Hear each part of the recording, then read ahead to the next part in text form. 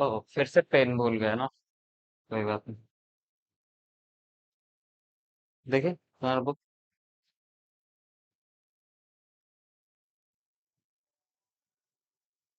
क्या है ऐसे करके?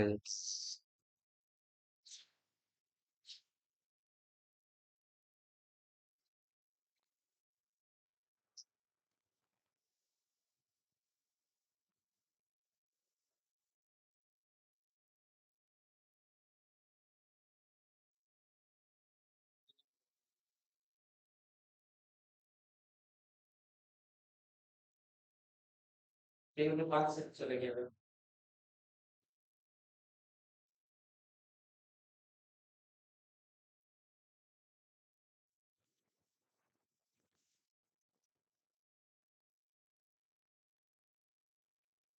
सेम टू सेम, जितना तुम्हें क्लास 10th में कवर करवाया जाएगा ना, उतना अभी 9th के सिलेबस में आ गया। मतलब जो अभी हम कवर कराएंगे वो सारा सिलेबस में ऑलरेडी है। ठीक है। चल पकड़ो। वापिस पेंसिल पकड़ो। लेकिन ना वो थोड़ा शार्प है, कुछ सॉफ्ट टाइप का है क्या? किसी का वैसा पेन है जो सॉफ्ट हो? हाँ, दिखाओ ये वाला पेन दिखाओ। पेन पेन ढक्कन के साथ देना। चलेगा ये?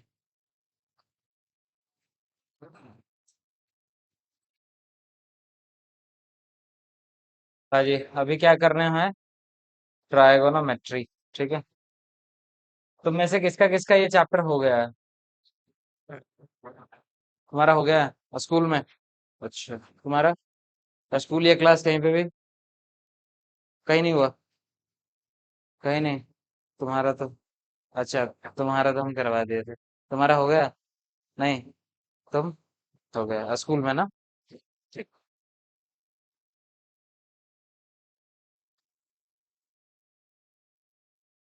देखो, ट्राइगोनोमेट्री इस चैप्टर का मतलब क्या है?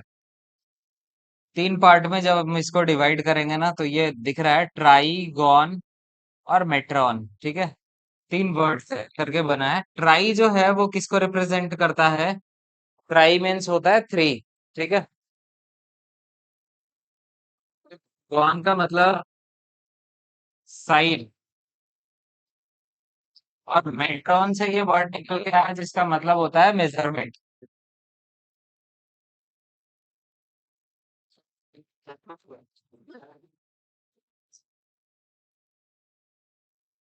यानी तीन साइड के मेजरमेंट की चर्चा पूरे चैप्टर में होनी है। ठीक है।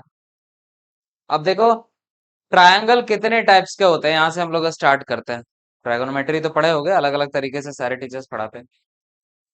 ट्रायगोनोमेट्री पढ़ने से पहले थोड़ा सा ट्रायंगल की चर्चा करेंगे। ठीक है। तुम बताओ, how many types of triangle? हाँ, तो डांस क्या कर रही हो? उठाओ उसको। Three types. हाँ, how many types of triangle? Three. तुम भी बताओ, तुम बहुत बड़ी नहीं हो गई हो अभी। नहीं पता? पता है नहीं बताएंगे, ऐसा होता है ये? ठीक है, तुम लड़की हो, कुछ भी कर सकती है। बताओ Abhishek, how many types of triangle? Three. हाँ, फोर। अरे भाई, थ्री। अच्छी बात है। मतलब तुम लोगों में से सब लोग जानते हो कि ट्रायंगल्स के थ्री टाइप्स होते हैं। लेकिन जैसे ही हम थोड़ा सा आगे बढ़ेंगे ना, तुम्हें समझ में आएगा कि ट्रायंगल एक्चुअली 7 टाइप्स के होते हैं। ठीक है। तो हम ये चेक कर रहे हैं कि तुम लोग जानते कहाँ तक हो, उसके बाद ही एक्सप्लेन करेंगे ना। तब हमें थोड़ा सा उसको भी एक्सप्लेन करना पड़ेगा। अदरवाइज अगर तुम लोग जाने होते उस चीज को तो स्किप करके हम डायरेक्ट चैप्टर्स पे आते। देख, इसमें टोटल इतने ही सब टॉपिक हैं। फर्स्ट है इंट्रोडक्शन पार्ट, जिसमें अभी हम लोग डिस्कस करेंगे एक थ्योरम को, और दूसरा ट्रायंगल्स के टाइप्स वगैरह को, है ना, कैसे क्या चीजें यूज करनी है, वो सब कुछ मैं इंट्रोडक्शन पार्ट में ही डिस्कस करूंगा। ऐसा नहीं होगा कि हम एक ही दिन पूरा का पूरा फॉर्मूला लिखा देंगे और फिर चैप्टर बनाना स्टार्ट करेंगे, ऐसा नहीं करेंगे। एक कॉन्सेप्ट करेंगे पहले एक्सरसाइज में, जितना कॉन्सेप्ट यूज होना होगा हम सिर्फ उतना ही फॉर्मूला लिखाएंगे। ठीक है। उसके बाद, और ऐसा बिल्कुल नहीं है कि इस चैप्टर को करने के लिए तुम्हें 100-200 फॉर्मूला रटने की जरूरत पड़ेगी। ठीक है। कुछ नहीं है। मतलब मैक्सिमम तुम्हें 8 से 10 फॉर्मूले याद करने हैं और बाकी उसी से रिलेटेड होता है। ठीक है। और उसी पे पूरा चैप्टर बनेगा। ऐसा बिल्कुल नहीं है कि 150 फॉर्मूले तुम्हें लिखवाया जाएगा फिर तुम्हें याद करना है, ऐसा कुछ नहीं। फिर ट्राइगोनोमेट्रिक रेशियोज के बारे में बात करेंगे। रेशियोज में हम लोग देखेंगे कि किसी एक ट्रायंगल के ना, किसी एक स्पेसिफिक टाइप के ट्रायंगल के साइड्स के बेस और हाइपोटेनस के बीच कुछ रिलेशन होगा। अलग अलग साइड्स के बीच का रिलेशन हम लोग देखेंगे उसमें। ठीक है। और ये किसी एक स्पेसिफिक एंगल्स के लिए होता है रेशियोज। जैसे अगर मेरे से पूछ लिया जाए कि 30 डिग्री की वैल्यूज, 45 की वैल्यूज, 60 की वैल्यूज, इस तरीके से कुछ पूछा जाए, सबका क्या सीन है। और जो आखिरी में बहुत बढ़िया है, जो सबसे ज्यादा इंपॉर्टेंट है, वो होगा तुम्हारा ट्राइगोनोमेट्रिक आइडेंटिटीज। तो इस पे बहुत ज्यादा तुम्हें फोकस करना पड़ेगा, क्योंकि क्या होगा ना, कि तुम्हें आएगा सब कुछ लेकिन बनेगा नहीं। इसमें तुम्हें फॉर्मूला भी पता रहेगा तो भी कई बार ऐसा क्वेश्चन आएगा जो तुमसे बनना थोड़ा मुश्किल होगा। एनसीईआरटी में नहीं, एनसीईआरटी के सारे सवाल तुम इजीली बना लोगे। एनसीईआरटी के अलावा जब तुम सैंपल पेपर बनाओगे वहां पे मामला फंसेगा। तो हम तुम्हें डरा बिल्कुल नहीं रहे हैं, सारे क्वेश्चन आसानी से बनते हैं, लेकिन सिर्फ एक चीज की जरूरत होती है। कोई भी चैप्टर जब हार्ड लगने लगे ना, तो सबसे पहला काम तुम्हें क्या करना है, उस चैप्टर के कम से कम 500 क्वेश्चन लगाने हैं तुम्हें। जो चैप्टर हार्ड लगे उस चैप्टर का 500 क्वेश्चन लगा लो, वो चैप्टर तुम्हारे लिए आसान हो जाएगा, फिर तुम उसके टीचर बन जाओगे। मतलब छोटे मोटे टीचर बनोगे कि किसी को धुरियाया जा सके। और अगर बढ़िया टीचर बनना है तो उसी चैप्टर के कम से कम 2000 क्वेश्चन करने होंगे तुम्हें। तब तुम इस लायक होगे कि कहीं पे 2 4 10 बच्चों को पढ़ा सकते हो। और अगर अपने आप को इंडिया लेवल में कंपेयर करना है तो उस चैप्टर के कम से कम 10,000 सवाल लगाने होंगे। ठीक है। तब तुमसे फिर कोई भी बच्चा कहीं से भी, किसी भी बुक से, किसी भी बोर्ड का बच्चा हो, क्वेश्चन पूछेगा तो बनेगा। ऐसा सीन। जैसे बिहार शरीफ के भी टीचर रहते हैं तो R D Sharma, R S Agarwal, NCERT यहाँ तक एनफ होता है उनके लिए। अब अगर कोई आईजीसीएसई बोर्ड का बच्चा हो, उनको दे दे सवाल तो उनसे नहीं बनेगा। क्यों? आईजीसीएसई ऑलमोस्ट इंडियन, क्या कहते हैं, एशियन कंट्रीज में ना वही बोर्ड फॉलो होता है। जैसे हमारे यहाँ सीबीएसई चलता है, तो अब्रॉड में चल रहा होता है आईजीसीएसई। हम लोगों के पास उसकी बैचेस चल रही होती है ऑनलाइन क्लासेस में। ठीक है। अदर कंट्रीज के जो बच्चे होते हैं वो उसी बोर्ड से होते हैं। तो वहां पे यहाँ के टीचर फंस जाएंगे। ऐसा हुआ क्यों? क्योंकि उन्होंने ऑक्सफोर्ड पब्लिकेशन वगैरह की बुक की प्रैक्टिस नहीं करी है। तो सब प्रैक्टिस का खेल है, हम लोगों को भी पढ़ना पड़ता है पढ़ाने के लिए।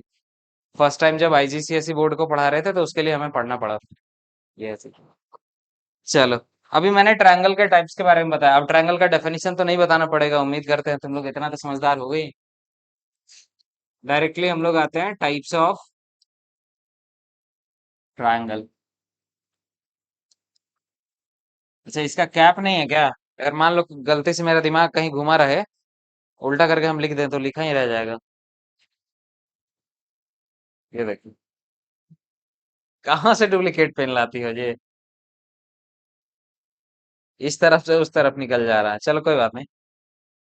टाइप्स ऑफ ट्रायंगल में मैंने कहा कितने टाइप के ट्रायंगल होते हैं? 7 टाइप के ट्रायंगल होते हैं, राइट। देर आर टोटल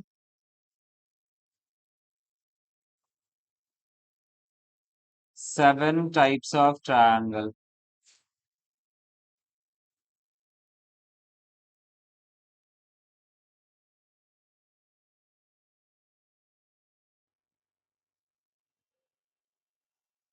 तीन तरीके के ट्रायंगल के टाइप होते हैं।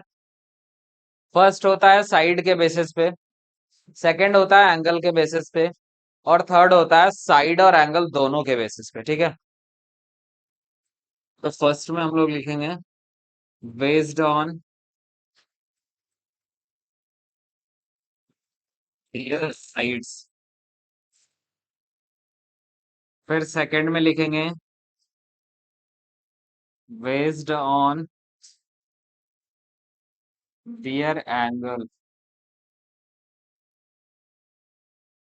फिर थर्ड में लिखेंगे based on their sides and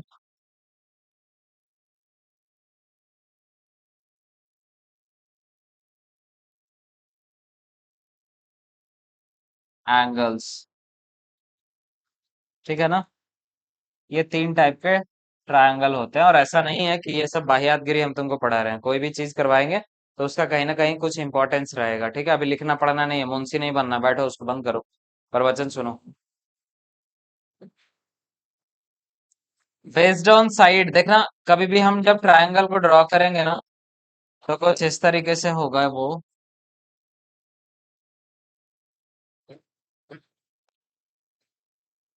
एक triangle कितने वर्टिसेस होंगे? Three vertices. साइड्स कितने होंगे? साइड्स कितने होंगे? थ्री। एंगल्स कितने होंगे? थ्री। किसी भी एक ट्रायंगल के एक्सटीरियर एंगल जो होते हैं वो किसके इक्वल होता है? कोई भी एक ट्रायंगल है, उसका एक्सटीरियर एंगल जो होगा वो किसके इक्वल होगा? ट्रायंगल का एक्सटीरियर एंगल कॉन्सेप्ट जानते हो? अगर मान लो एक ट्रायंगल मैंने ड्रॉ करा, कुछ कुछ पढ़े नहीं हो जी तुम लोग? बचपन में क्या ही करता था ये। ठीक है, ये एक्स है, ये वाई है, ये जेड है। बताओ ये वाला एंगल क्या होगा? पता है? जोर से बोलो। 180 डिग्री माइनस जेड कर देंगे। और जेड नहीं है तब क्या करेंगे? लो, क्या होगा? किसी भी ट्रायंगल का एक्सटीरियर एंगल जो होता है, उसके दो अपोजिट इंटीरियर एंगल के सम के इक्वल होता है। ठीक है ना? दो अपोजिट इंटीरियर एंगल, आगे आगे बैठ जाओ, सम के इक्वल होता है। तो ये सारा कॉन्सेप्ट ना बीच बीच में याद रखना। मीडियंस के बारे में तुम्हें पता है? मीडियंस होता है ट्रायंगल का, अल्टीट्यूड्स होता है, पता है तुम लोगों को? और नहीं पता है तो कल इसको रिवाइज करके आना, वापस हम पूछ लेंगे। ठीक है? फिलहाल बेस्ड ऑन दियर साइड्स जब चल रहे थे तो तीन टाइप के ट्रायंगल यहाँ पे दिखेंगे। ए जो होगा वो होगा आइसोसेलेस ट्रायंगल।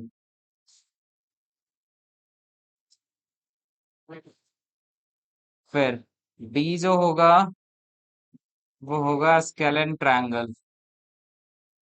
सही है जी, स्केलेन ट्रायंगल। और थर्ड जो होगा वो हो जाएगा इक्विलैटरल ट्रायंगल।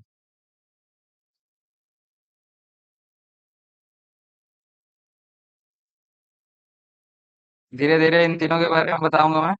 ठीक है? फिलहाल बेस्ड ऑन दियर एंगल्स। अच्छा, types of angle class ninth में तुम लोगों ने कवर किया होगा। टोटल कितने टाइप के एंगल तुम लोग जानते हो?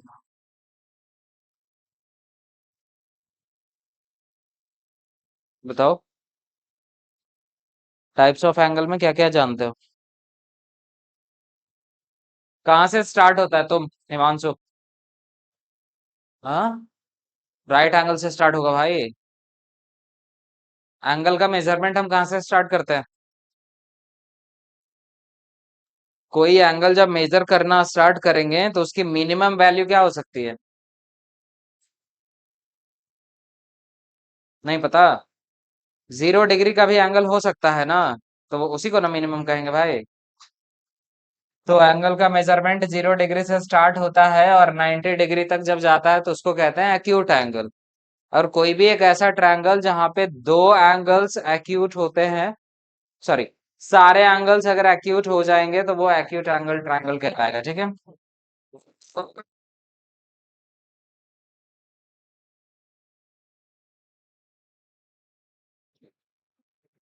सेकंड होगा राइट एंगल्ड ट्रायंगल। ठीक है? एंड थर्ड होगा ऑब्ट्यूज एंगल्ड ट्रायंगल। कौन क्या होता है ये सब कुछ, ये सबसे ज्यादा इंपॉर्टेंट है। अच्छे लेवल का क्वेश्चन इसको रिलेट करेगा। ठीक है? ये होता है right angled isosceles triangle. Right angled isosceles triangle. ठीक है। आइसोसेलेस ट्रायंगल में क्या क्या होता है कि एक ट्रायंगल होता है जिसके दो साइड्स क्या होते हैं, इक्वल होते हैं। ठीक है। दूसरा, स्केलेन ट्रायंगल होता है जिसके कोई भी साइड इक्वल नहीं होता है, मतलब सारे साइड्स का मेजरमेंट जो होता है वो डिफरेंट होता है। हम सबको डिफाइन नहीं करेंगे, बता देता हूँ ऐसे ही शॉर्ट में। ठीक है। उसके बाद इक्विलेटरल ट्रायंगल क्या होगा, जहाँ पे सारे साइड्स क्या हो जाएंगे, इक्वल हो जाएंगे। एक्यूट एंगल में मैंने बताया क्या, all sides all angles will be acute. Right angle वाले में एक एंगल राइट एंगल होगा और बाकी का बचा हुआ जो दो एंगल होगा वो एक्यूट होगा। एक एंगल राइट एंगल और दो एंगल एक्यूट।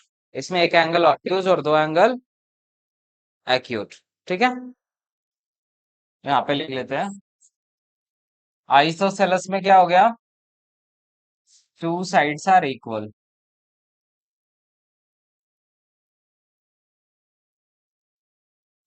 स्केलन में क्या हो गया, all sides have different measurement, right, different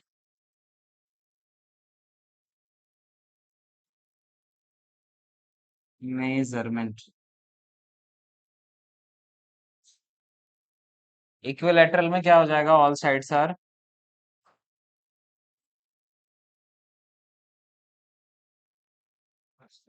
इसमें क्या हो जाएगा, all angle will be acute. इसमें क्या हो जाएगा, one angle is right angled, right angled,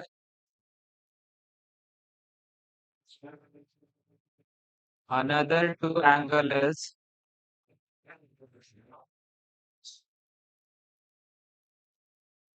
acute।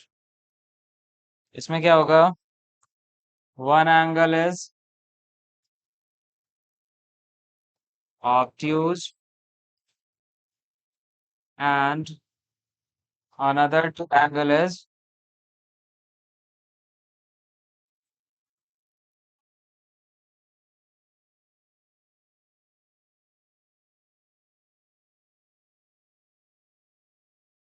acute। अब सबसे इंपॉर्टेंट है ये वाला राइट एंगल्ड आइसोसेलेस ट्रायंगल। ये एक ऐसा ट्रायंगल होता है जहां पे एक एंगल तो 90 डिग्री का होगा, लेकिन बाकी का जो दो साइड्स भी इसमें क्या होते हैं, इक्वल होते हैं। तो यहाँ पे लिखेंगे one angle is right angled and two sides will be equal।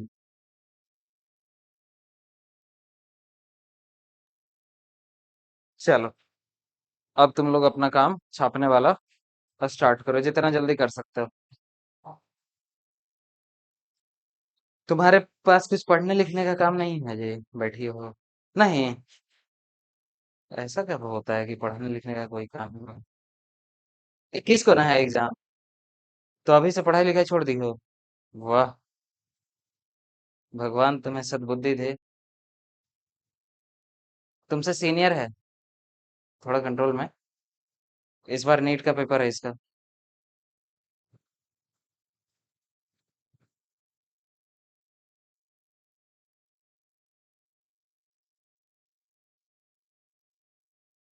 डब्बा, अच्छी बात है। एक तुम लोग हो बेशरम, कुछ तो शर्म कर लो। बोले थे सुबह कि कुछ खाने पीने का लेके आया कर, देखो बिना मंगवाए आ गए। ठीक है, खा लेंगे, अभी फिलहाल पढ़ाई लिखाई स्टार्ट करो, कुछ तो करो। हेडफोन वगैरह लगाए होगा नीचे, लेक्चर वगैरह देखो। नहीं तो बैठ के प्रवचन सुनो, ये तुम्हारा सौभाग्य है कि तुम मेरे सामने वापस बैठी हो। अदरवाइज हर स्टूडेंट का नहीं होता है ये। एक बार जो निकल गया सो निकल गया।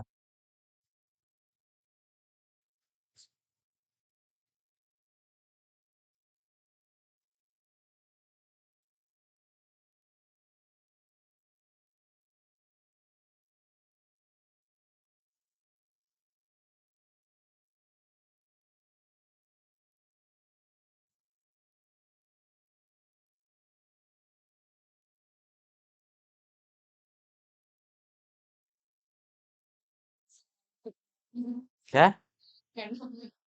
कौन? अच्छा, तुमको लगा फिर से ऐड करने वाला कोई आया है।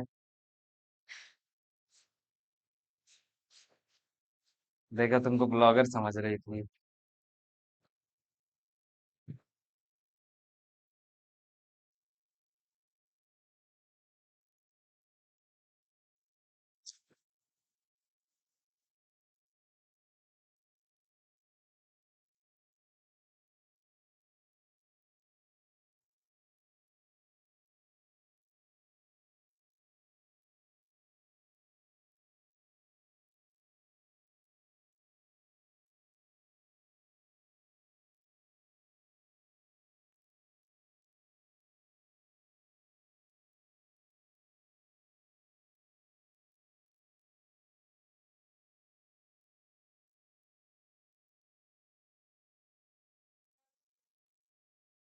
कितना बजे तक?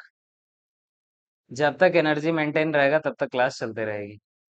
अब इतना धूप में कोई आया है मेहनत करके, तो उसका थोड़ा तो रेस्पेक्ट करेंगे ना हम। मेरी अगली क्लास 5 बजे से है। 5 बजे से आज एक डेमो है, IGCSE बोर्ड ही है, 8वीं क्लास का। तो 5 बजे तक मैं फ्री हूँ। हाँ।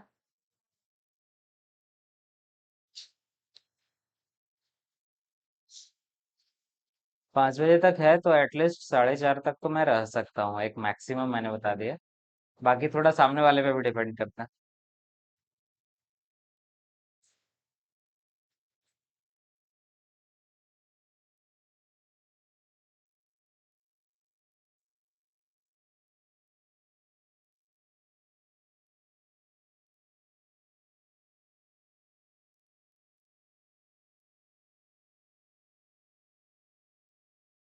चल हो गया भाई।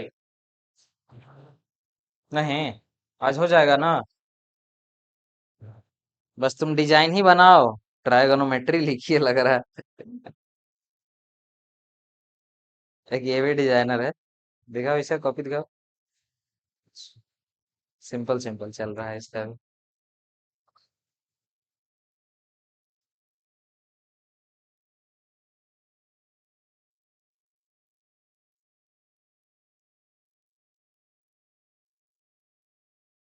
कितने तारीख से तुम्हारा स्कूलिंग स्टार्ट है ये? तुम भी बैठ के बोर हो रही हो है ना?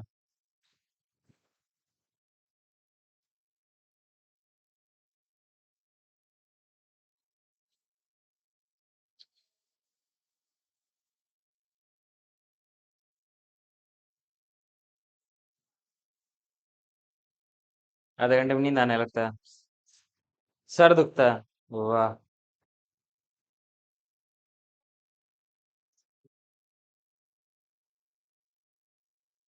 चलो हो गया पीछे हिमांशु। भाई तुमने ट्रायगोनोमेट्री कर लिया, फिर तुम्हें ट्रायंगल का बेसिक कैसे नहीं पता? डायरेक्ट स्टार्ट होता है यहाँ, sine theta cos theta tan theta, है ना? यहीं से चला जाता है, और कह रहा हाँ। अब इसमें इसकी क्या प्रॉब्लम? जैसे मान लो तुम हमारे यहाँ आए, हम तुमको यही बताएंगे कि ट्रायगोनोमेट्री में सिर्फ एक ही ट्रायंगल के बारे में पढ़ा जाता है, राइट एंगल ट्रायंगल। ऐसा ही सब लोग जानते होंगे जो पढ़े हो पहले। लेकिन ऐसा नहीं होता है। किसी भी ट्रायंगल में ट्रायगोनोमेट्री का यूज किया जा सकता है। हाँ। वो तुम्हें पढ़ना सिर्फ राइट एंगल में, ये अलग बात है। अदरवाइज किसी भी ट्रायंगल में इस सारे कॉन्सेप्ट का यूज किया जा सकता है।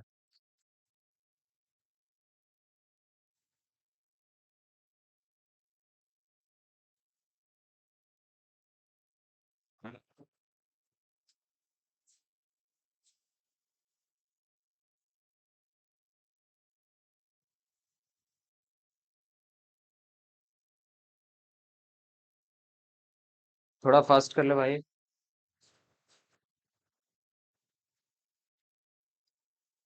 तो तुम अभी तक लिखे? हे भगवान। च्यवनप्राश खाना छोड़ दियो जे? नहीं।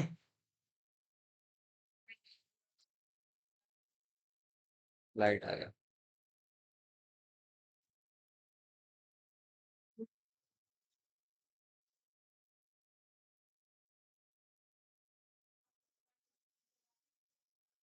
क्या? बुलाएंगे क्या? नहीं, हम कुछ बच्चे बाहर में रहते हैं, पुराने कांटेक्ट, सेकंड बैच का बच्चा है। जब हम बिहार शरीफ में दूसरी साल पढ़ा रहे थे तब। अब जो कांटेक्ट में रह जाता है बच्चा, तो कभी आता है तो जरूर आता है मिलने। और ऑलमोस्ट बच्चे रह ही जाते हैं, अब एक आध दो रहता है इधर उधर तो हो जाता है। कल शाम में दो एक लड़का कॉल किया, इस वाले बैच का था। वो थोड़ा कोरियोग्राफी वगैरह में चला गया बॉम्बे। वो कॉल किया था, वो अभी आया था। हाँ, वो बताया नहीं। हाँ, और वो उसी जगह पे 15 मिनट में पहुंच गया। हम लोग उस टाइम पे अखाड़ा पे घूम रहे थे। चलो मिटाया जाए, थोड़ा जल्दी कर ले बहन। हो गया। अब देखो, इसमें हम लोग ट्राइगोनोमेट्रिक रेशियोज पढ़ेंगे। इससे पहले कि ट्राइगोनोमेट्रिक रेशियोज पढ़े, थोड़ा सा चर्चा हो जाए किस चीज का, कि हम लोग इस चैप्टर में ना कौन कौन से टाइप के ट्रायंगल करेंगे। ठीक है। तो इस चैप्टर में किसी भी ट्रायंगल का यूज हो सकता है, लेकिन तुम्हारे सिलेबस के अकॉर्डिंग सिर्फ राइट एंगल ट्रायंगल की चर्चा होगी कंप्लीट चैप्टर में। ठीक है।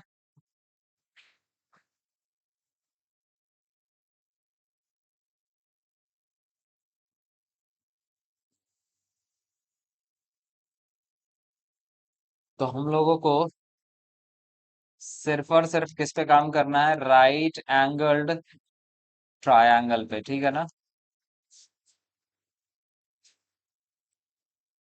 अभी जस्ट मैंने बताया था, राइट एंगल ट्रायंगल वही होता है जहां पे एक एंगल कितने डिग्री का होगा? 90 डिग्री का होगा।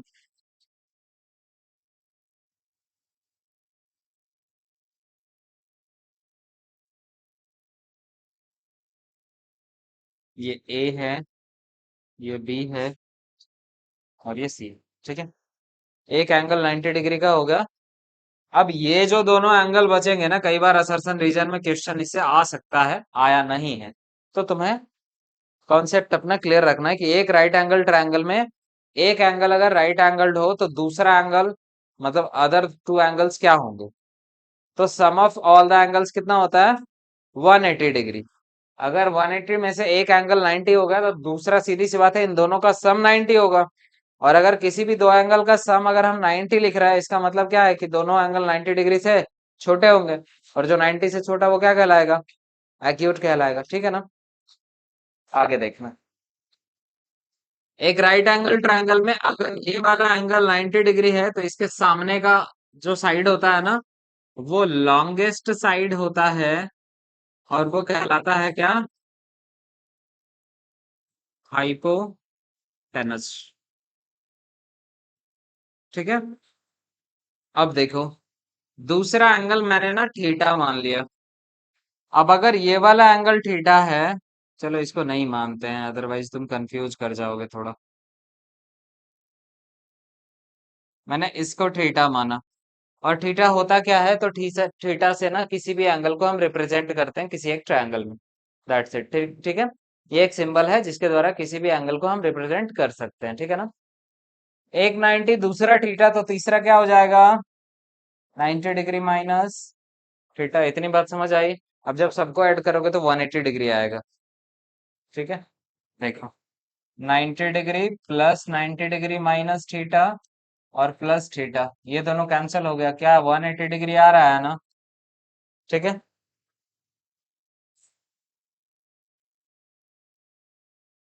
ये चीजें तो क्लियर हो गई।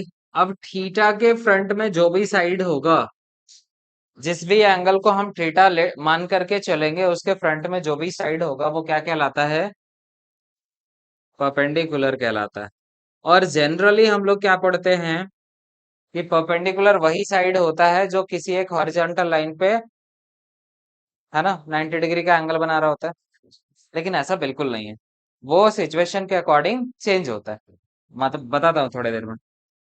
एक हो गया परपेंडिकुलर, दूसरा हो गया लॉन्गेस्ट साइड, वो कहलाएगा हाइपोटेनस। तो बचा जो एंगल वो क्या कहलाएगा?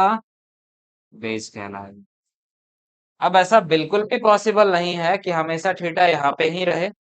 कई बार थीटा का जगह इंटरचेंज भी कर दिया जा सकता है। ये एक दूसरा राइट एंगल ट्रायंगल है। ये 90 डिग्री का हो गया। यहाँ पे मैंने थीटा को रखा। तो ये वाला कितना हो जाएगा? 90 डिग्री माइनस थीटा। ये पी, ये क्यू और ये R. Hypotenuse will always same. ठीक है ना? हाइपोटेनस जो होगा वो ऑलवेज सेम होगा और इसे स्मॉल एच से रिप्रेजेंट करते हैं। मैंने कहा है एक चीज का ध्यान रखना, 90 डिग्री के सामने वाला हाइपोटेनस और वो लॉन्गेस्ट साइड होता है, वो हमेशा एक ही जगह पे दिखेगा तुम्हें। लेकिन थीटा जहां पे भी रहे वहां से फ्रंट में चेक करो। थीटा के सामने आपकी बार कौन सा है? ये वाला ना। तो ये बेस नहीं होगा, अब ये बन जाएगा परपेंडिकुलर। समझ में आई बात? और ऐसा ही होता है, मैं गलत नहीं बताऊंगा। इस चीज का ध्यान रखना। थीटा के फ्रंट में जो भी आएगा, कैसे भी रहे, और जरूरी नहीं है कि ये राइट एंगल है ना जो ऐसा ही रहे। अब मैंने यहाँ पे ऐसा ट्रायंगल बनाया। ये 90 डिग्री मैंने बता दिया। बता ये थीटा 90 डिग्री माइनस थीटा बताया। तो अब हाइपोटेनस इसमें से कौन सा हो जाएगा अगर इसको ए बी सी वापिस से बोला? कौन सा वाला साइड हाइपोटेनस होगा बताओ हिमांशु? हाँ, ए बी होगा हाइपोटेनस। देखो, शौर्यम, एसी होगा। इसको देखो, हाइपोटेनस कौन सा होगा इस वाले राइट एंगल में? ये भी राइट एंगल ट्रायंगल है, क्योंकि 90 डिग्री होना चाहिए। 90 डिग्री एक जगह दिख रहा है ना। बताओ अभिषेक, कौन सा हाइपोटेनस होगा?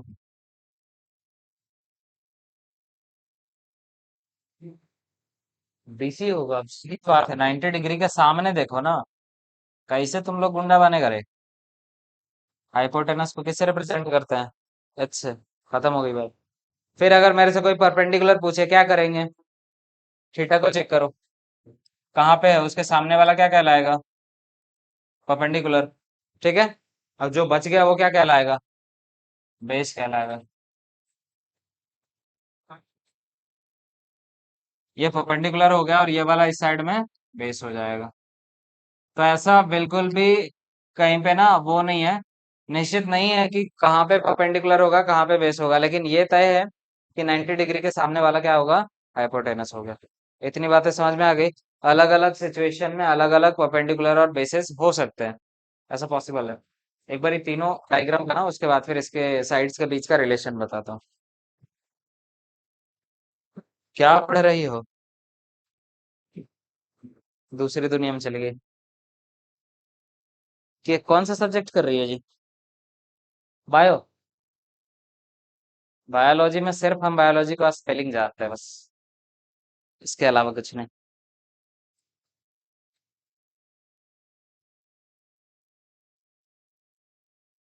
और एक बार गोल का वो दे रहे थे स्कॉलरशिप टेस्ट, तो उसमें आया था फादर ऑफ बायोलॉजी, तो वो जानते हैं अरिस्टोटले होता है।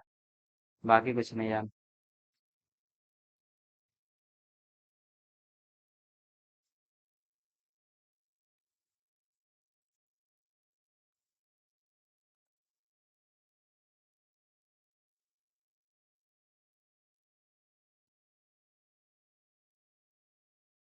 थोड़ा सा टाइम लगेगा लेकिन डिटेल में कराएंगे, ठीक है? तुम लोग थोड़ा पेशेंस रख लेना। कि ये चैप्टर अगर हवा हवाई करोगे ना तो हवा हवाई में निकल जाएगा, फिर बनेगा ही नहीं क्वेश्चन। आइडेंटिटी नहीं बनेगा।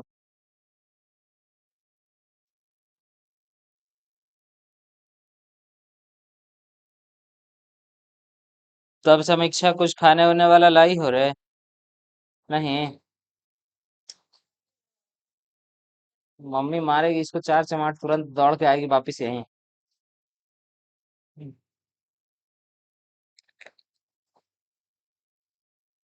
वहां पे खंदक मोड़ पे एक दुकान है ना तुम्हारे किसी फैमिली का? ईशा? कौन लगते हो तुम्हारे? पापा है वो? अरे भाई, अब सारा कुछ तुम ही जान जाओ। पता चले पूरा आदमी वहां बैठा हुआ है। जब खाना वाना खा लोगे उसके बाद फिर बताओगे कि सारा बिल ईसा भरेगी।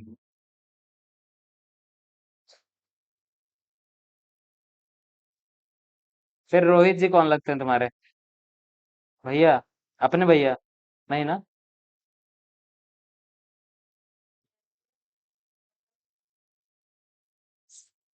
नहीं पता। ज्यादा डिटेल बताएंगे यार, मन ही मन गाली दे रही होगी फिर ये।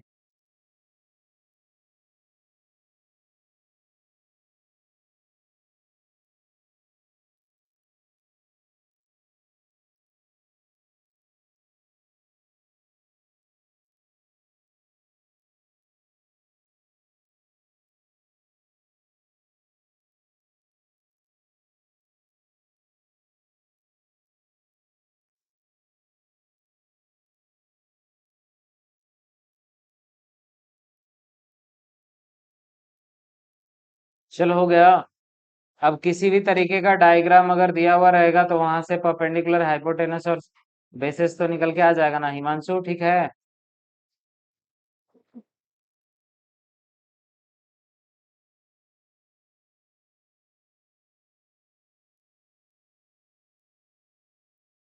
उसको देख, सब एक एक स्टैंड लगा के बैठा है।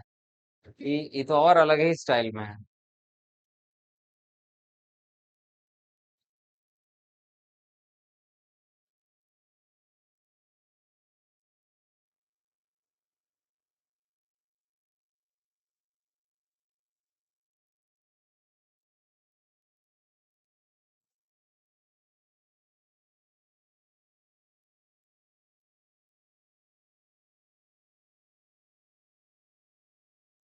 चलो हो गया।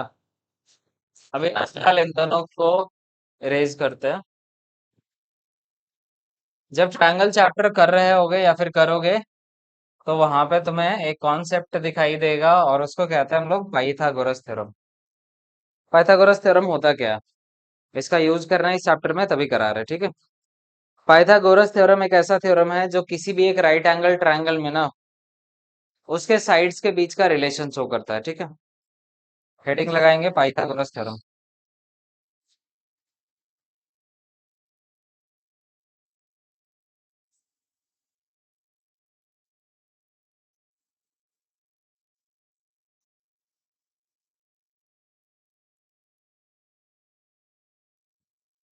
हो गया। अभी जस्ट मैंने बताया कि पाइथागोरस थ्योरम होता क्या है।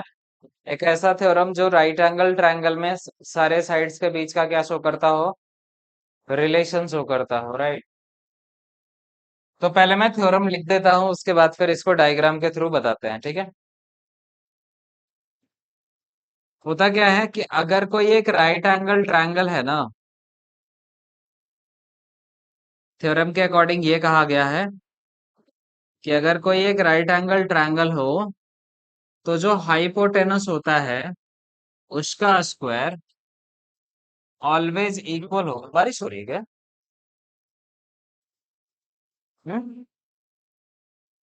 हाइपोटेनस जो लॉन्गेस्ट साइड होगा उसका स्क्वायर जो होगा अदर टू साइड के स्क्वायर के सम के इक्वल होगा, ठीक है? यानी एच स्क्वायर जो होगा वो P square plus B square के इक्वल होगा। गेट खोल दोगे ना, थोड़ा ठंडा हवा आएगा। सही है। होने दो, बहुत तेज धूप था, बहुत तेज। बहुत तेज धूप था, मतलब 2 मिनट गाड़ी से यहाँ, घर से यहाँ आने में 2 मिनट मैक्सिमम लगता है। उतने में तो हालत खराब हो गई थी। तुम स्कूटी बाहर लगाई हो जी?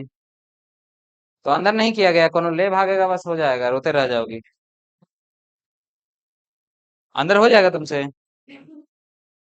गिरोगे ना ना, तो जाके अंदर कर लो, सही बता रहा। बारिश में यहाँ, अरे बारिश हो रहा है, तुम कौन सी दुनिया में हो? उधर ही रहने दोगे? ठीक है, रहने दो, हमारा क्या जाएगा।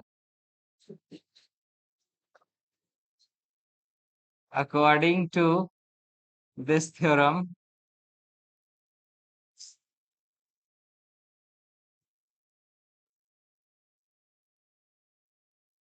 a square of the longest side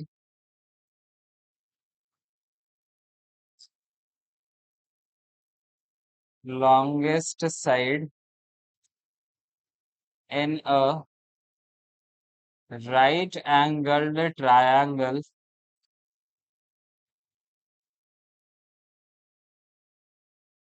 will always be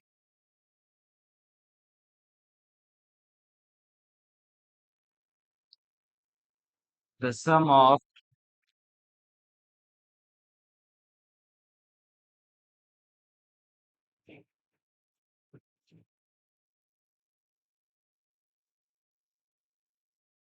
other two sides. ठीक है। स्टेटमेंट तो काफी लंबा चौड़ा है, लेकिन इनका जो कंक्लूजन निकल के आ रहा है ना, वो सिंपल है। लॉन्गेस्ट बाकी के दो साइड के स्क्वायर के सम के इक्वल होगा। ठीक है, दैट्स इट। इसको नोट करो एक बारी डायग्राम के साथ।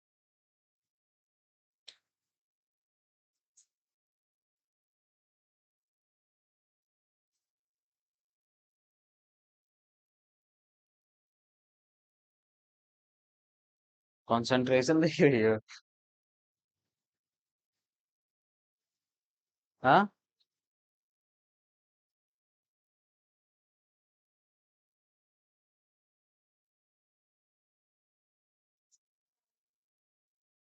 हम्म।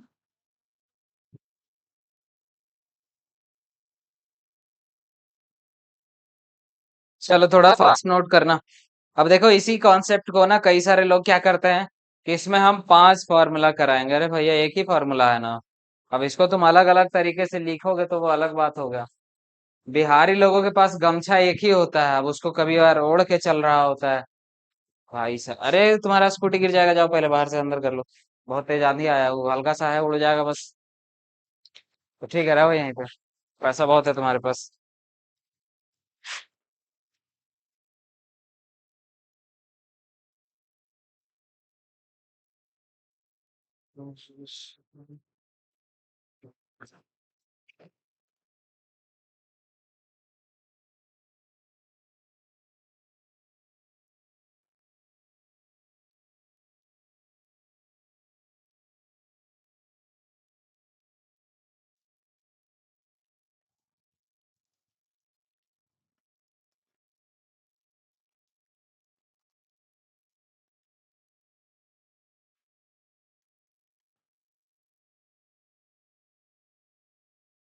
बारिश का वो आ रहा है। बंद रहो सब भाई, अंदर ही। चलो, हो गया। अब इसी चीज को ना अलग अलग तरीके से लिखेंगे हम लोग। जैसे मान लो, फर्स्ट फॉर्मूला अगर यहाँ से फाइंड आउट करना हो, अगर हमें ये फॉर्मूला पता है ना, तो इससे कई सारे फॉर्मूले निकल के आएंगे। अब सामने देखना, नोट कुछ नहीं करना। सिर्फ हाइपोटेनस अगर पूछा जाएगा तो क्या हो जाएगा, स्क्वायर है, दूसरे साइड पे लिखेंगे तो ये स्क्वायर रूट हो जाएगा। That's it. ठीक है। अगर मान लो कई बार, ये एक अलग फॉर्मूला हो गया। कई बार ना हमसे सिर्फ पी स्क्वायर के बारे में पूछा जाएगा, तो जिसके बारे में पूछा जाए उसको ढको, तो तुम्हें समझ में आएगा क्या। बी स्क्वायर एक बचा हुआ रह गया। तो क्या ऐसे लिखा जा सकता है, P square is equal to H square में से बी स्क्वायर को घटाएंगे, है ना। पी और बी, हाइपोटेनस छोड़ के जो जो भी दोनों साइड हैं, जिसका भी निकालना है, उसके अलावा जो बच रहा है उसको हाइपोटेनस में घटा दो। यही कॉन्सेप्ट। अगर पी चाहिए तो बी को घटाओ, बी चाहिए तो पी को घटाओ। इतना ही है। अब यहाँ से वापस परपेंडिकुलर सिर्फ लिखना होगा, तो क्या करेंगे, स्क्वायर को दूसरे साइड पे ट्रांसफर करो, ये स्क्वायर रूट हो जाएगा। H square minus B square. यहाँ तक किसी को कोनो डाउट नहीं ना। ये सारा खुद से भी जनरेट किया जा सकता है। अब बी स्क्वायर का फॉर्मूला अगर हमें चाहिए, किस में घटाएंगे, एच स्क्वायर में। क्या घटाएंगे तो पी स्क्वायर। अगर स्क्वायर को दूसरे साइड भेजेंगे, क्या आ जाएगा, स्क्वायर रूट। ये बचेगा क्या, H square minus P square. छापो। पहले एक्सरसाइज के लिए इतना फॉर्मूला एनफ है। ठीक है। अभी सिर्फ ट्राइगोनोमेट्रिक रेशियोज करेंगे, और रेशियोज से रिलेटेड कुछ क्वेश्चंस आएंगे बस। हाँ। तो रुको भैया, सब मिलेगा।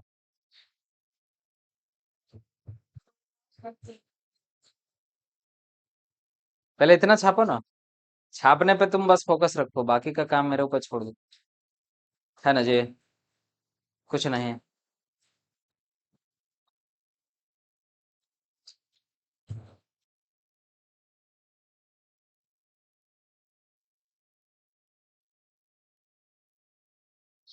ये सारा कॉन्सेप्ट तो तुम्हें पहले से पता होगा हिमांशु।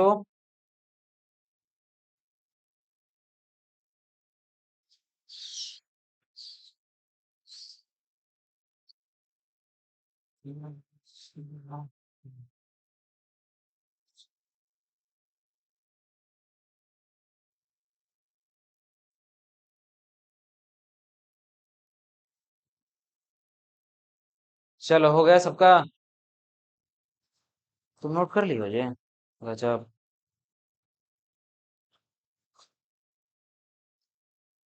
अब देखो इसी में हम लोग समझेंगे ना ट्राइगोनोमेट्रिक रेशियोज को। ये वाला जो मामला है, अभी तक हमने इसका डिस्कशन किया ही नहीं है। ठीक है। ट्राइगोनोमेट्रिक रेशियोज क्या होता है? ट्राइगोनोमेट्रिक रेशियोज एक्चुअली ये ना एक तरीका है जिससे हम किसी भी राइट एंगल ट्रायंगल के सारे साइड्स के बीच का रेशियो को शो कर पाते हैं। सो इसको इस तरीके से डिफाइन किया जा सकता है, डेफिनेशन तो पूछता नहीं इसलिए मैं लिखवाऊंगा नहीं। It is a way to represent the ratio between the side of the all sides of a right angle triangle. इस तरीके से कुछ लिखा जा सकता है, लेकिन इसकी कोई जरूरत है नहीं। और अगर नोट्स को बढ़िया बनाना है तो लिख सकते हो। लिख लो। इतना लिख ही रहे हो तो क्या ही दिक्कत है। It is a way to represent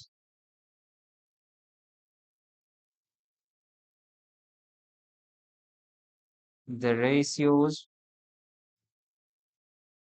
of all sides in a right angled triangle। ठीक है।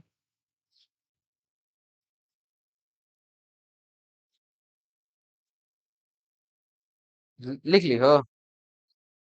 ये पक्का मुंशी बनेगी रे। छापने में आगे रहती है। देखिए इसका मतलब साथ ही में लिख रही होगी, है ना?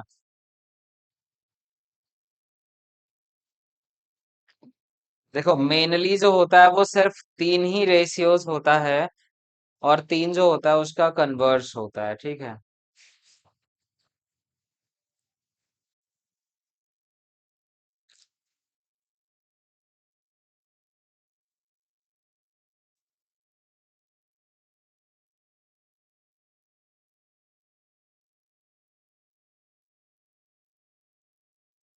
चलो हो गया पीछे। हिमांशु हो गया। सौर्य हम सब कुछ समझ में आ रहा है ना?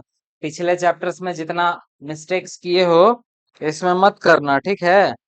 थोड़ा ध्यान से पढ़ोगे, बढ़िया चैप्टर है, इसमें से क्वेश्चंस आते हैं बहुत सारे।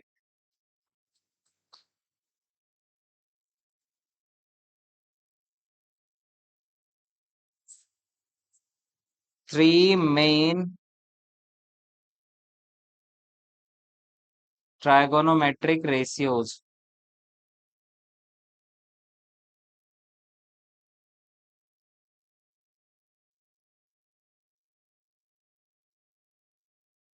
फर्स्ट जो होता है वो साइन होता है। अब एक चीज रुकना ध्यान से।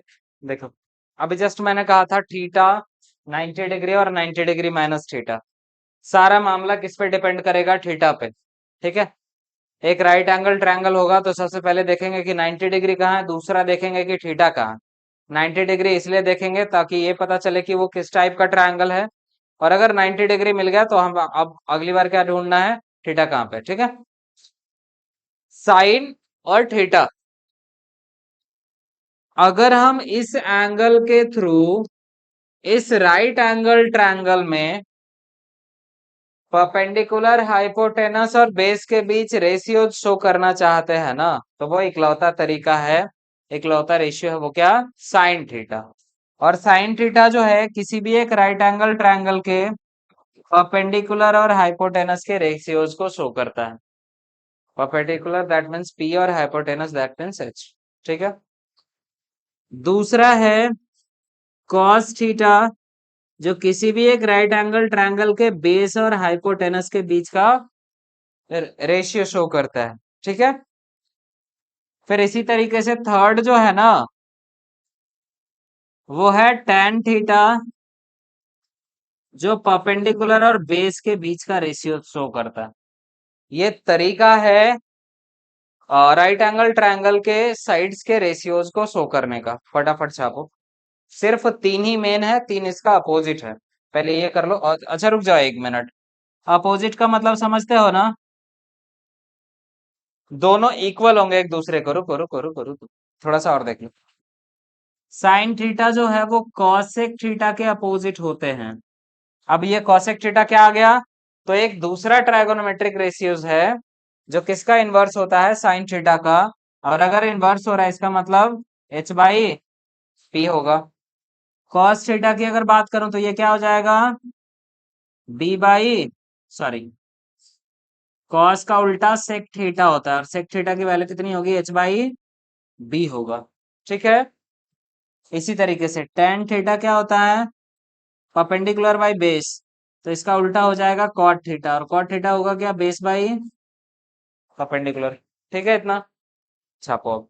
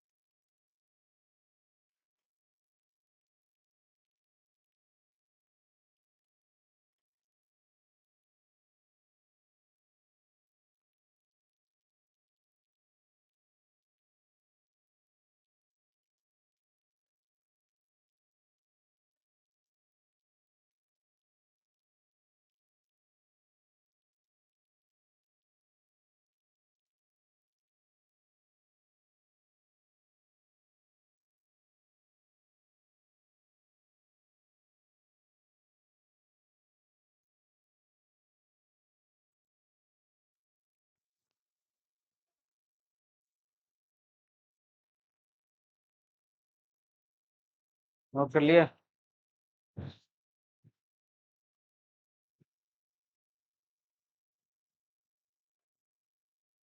ये ऐसे क्या हो रहा है?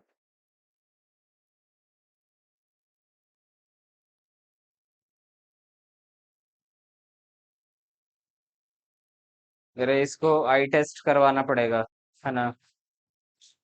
हाँ।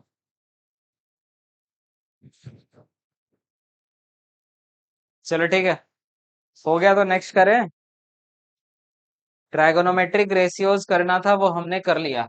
अभी जस्ट मैंने एक चीज बताया है क्या? साइन थीटा का उल्टा क्या होता है? Cosec theta. तो क्या मैं यहाँ पे इसको ऐसे भी तो लिख सकता हूँ ना? Sine theta is equal to one upon cosec theta. Opposite का मतलब यही होता है ना? रेसिप्रोकल हो जाएगा। फिर अगर मैं कॉसेक थीटा को लिखूंगा तो कैसे लिखाएगा? ये वन बाई साइन थीटा, इतना ही ना? फिर इसी तरीके से मैं कॉस थीटा को लिखूं तो क्या लिख सकता हूँ? One by sec theta. फिर सेक थीटा को क्या लिख सकते हैं? One by cos theta. फिर इसी तरीके से tan थीटा को क्या लिखेंगे? One by cot theta. और कॉट थीटा को क्या लिखेंगे? One by tan theta. बस इतना ही मामला है। जो जिसका उल्टा है हम कह तो रहे हैं। सेम चीज, साइन थीटा का कन्वर्स कॉसेक, कॉसेक कॉस का कन्वर्स सेक, और tan का कन्वर्स कॉट। उसी चीज को बस लिख दिया है। इसके बाद उसको भी छापो।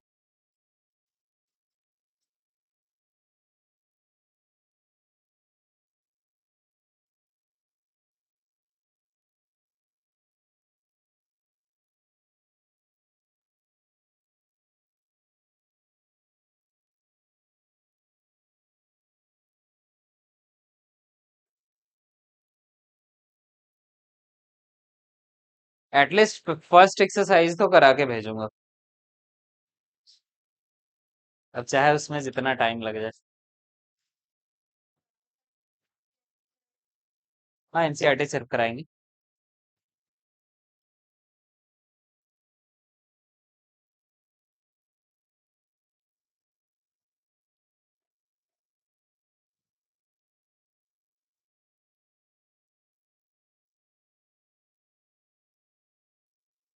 चलो हो गया। सॉरी, हम सब कुछ भेजे में जा रहा है ना? अच्छा। क्योंकि कल अगली क्लास स्टार्ट होने से पहले मैं पूछूंगा। ठीक।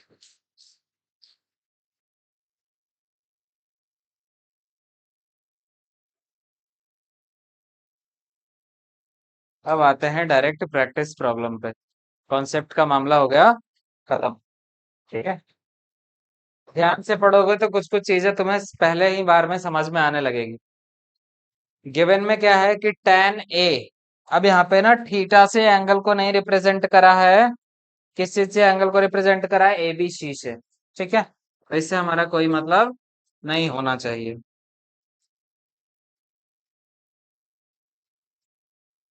एक ट्रायंगल है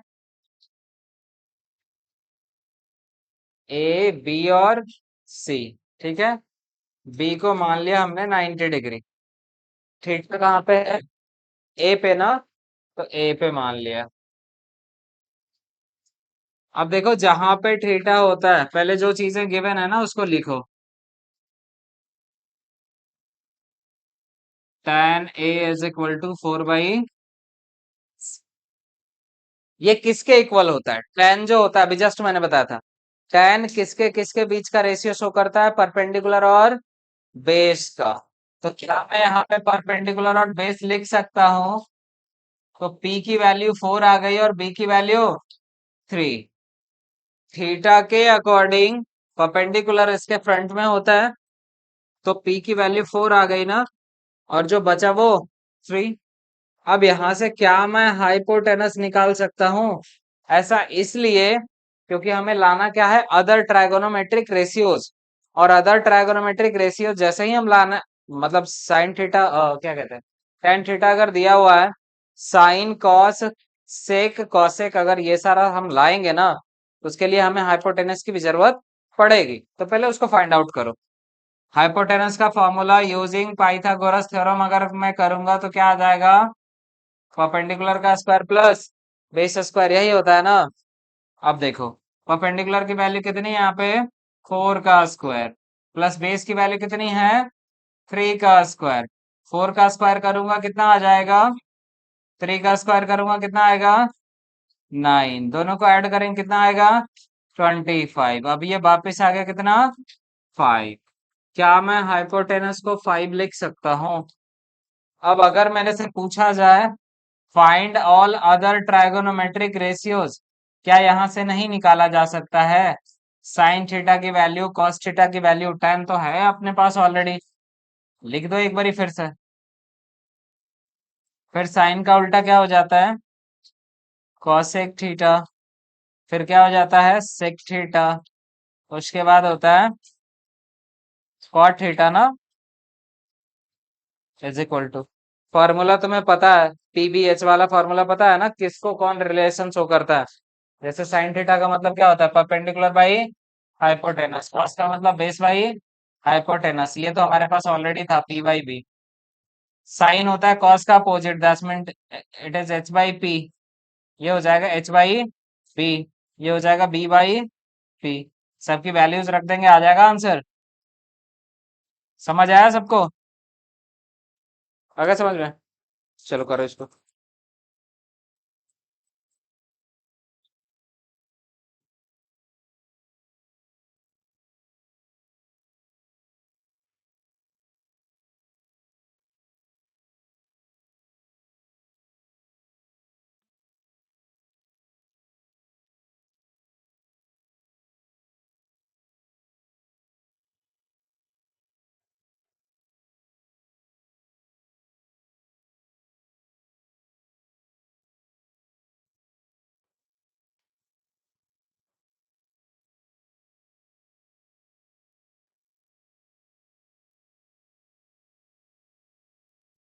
इसको क्या पढ़ते हैं?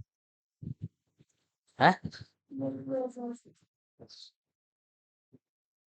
अब इसके अलावा हमको कुछ आता नहीं तो हम वही पूछ सकते हैं।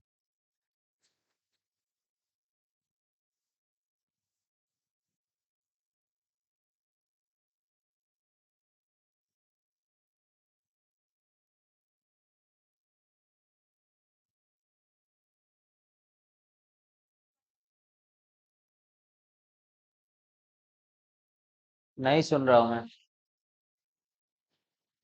कौन सा सब्जेक्ट? सीधी सी बात है, जो पढ़ा रहे हो वही लेंगे।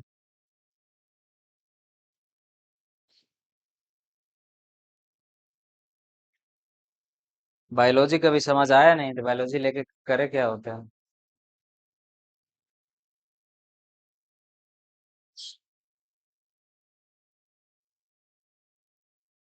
एक्चुअली 11 12 मैंने अच्छे से पढ़ा नहीं।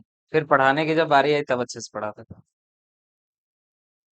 11वीं क्लास के मिड में ना मैं घर से भाग गया था। ये सच्ची घटना है, मैं बता रहा हूँ। और तब से भागे हैं, अभी तक नहीं गया घर। मतलब फिर दोबारा घर पे कभी रहने का मौका नहीं मिला। फिर बड़े हो गए, ये हो गए।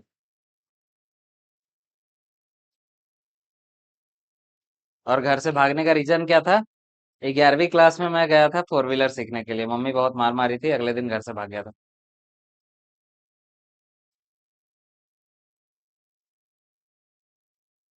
मतलब नवाबों का शौक पहले से था, ये था सीन। हाँ। मतलब गए फिर धीरे धीरे। घर से भागे तो फिर 1 2 सालों तक घर नहीं गए थे। हाँ। 11 12 खुद से पढ़े थे। होम ट्यूशन एक दो पढ़ाते थे, उसी से पढ़ लेते।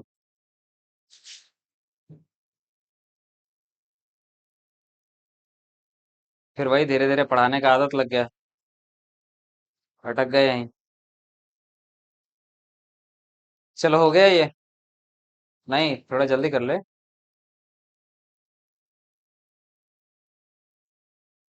यहीं बिहार शरीफ ही आए थे गांव से भाग करके फोर व्हीलर लेके।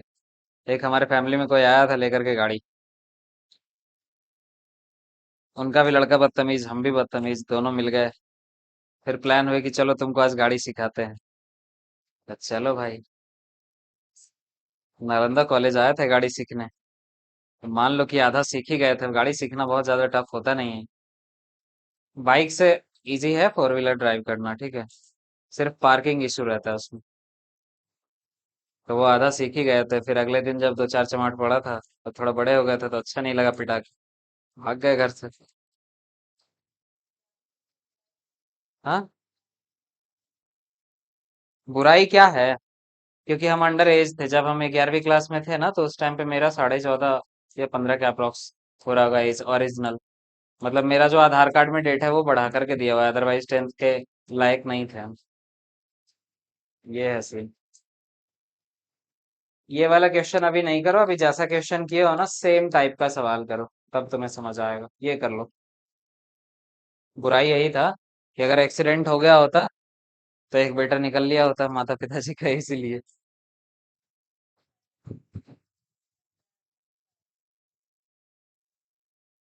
जनरेशन गैप नाम का एक चीज होता है, कभी भी एक बाप बेटे में जमता नहीं।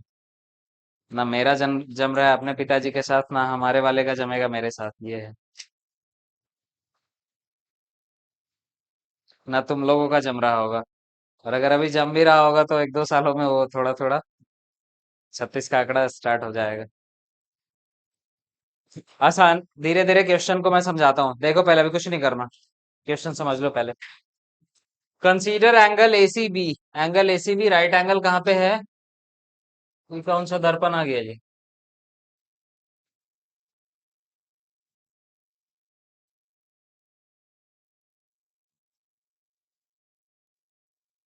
सी पे राइट एंगल है, चलो ठीक है, अच्छी बात है।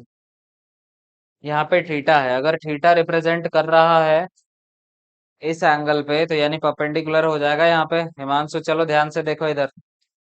उसके बाद 90 डिग्री के सामने वाला क्या हो गया? हाइपोटेनस। ये वाला क्या हो गया? बेस।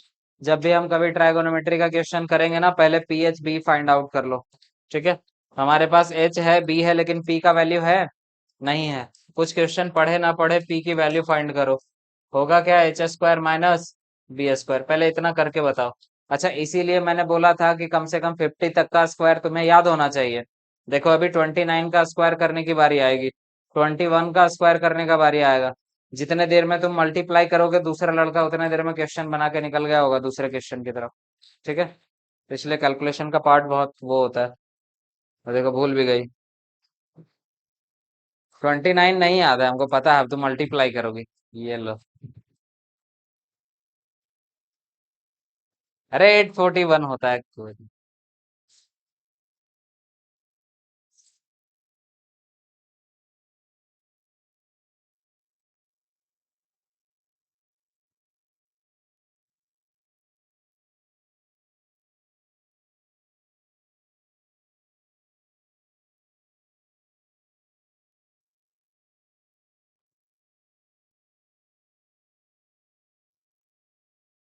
आ गया। पी की वैल्यू कितनी आ रही? 20। तुम बनाए हो, मुंडी हिला रहे हो। कैसे बना रहे जी?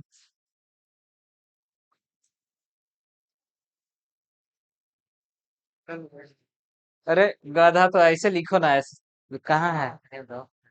अच्छा, 400 इसका आ गया है, और 400 का स्क्वायर रूट निकालोगे तो 20 आएगा।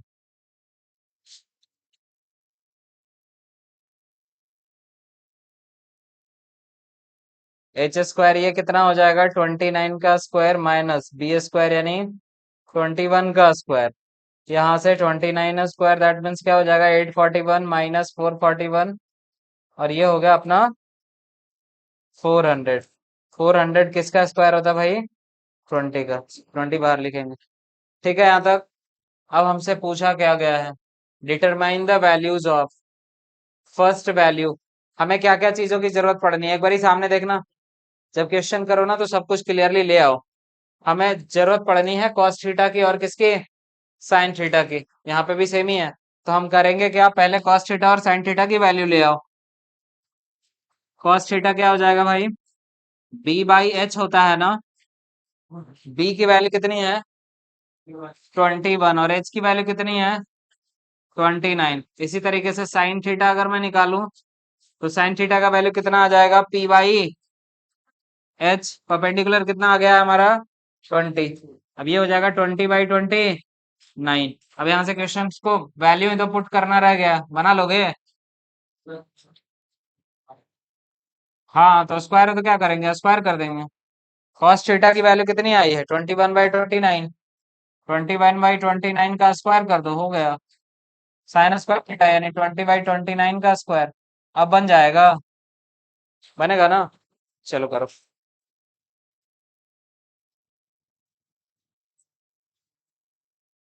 चलो थोड़ा रेस्ट कर लो।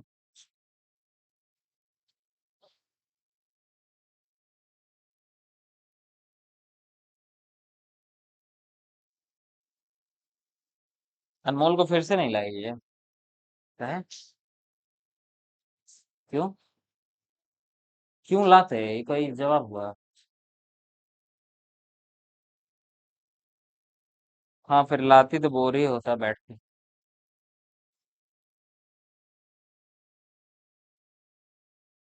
संडे को ले आना। लेकिन अगले संडे में रहूंगा नहीं, घर जाऊंगा।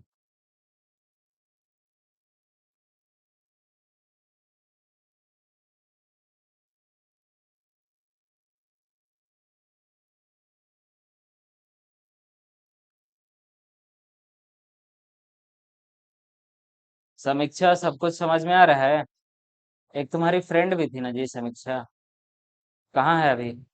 पृथ्वी पे दूसरा ग्रह शिफ्ट हो गई। पृथ्वी पे है? यही है, बिहार शरीफ में। रांची में ना पढ़ रही थी ये? क्या हुआ उसका फिर?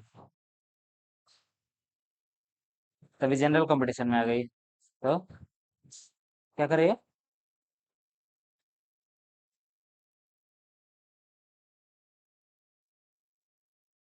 और वो तुम्हारा मामा क्या कर रहा है? नीट?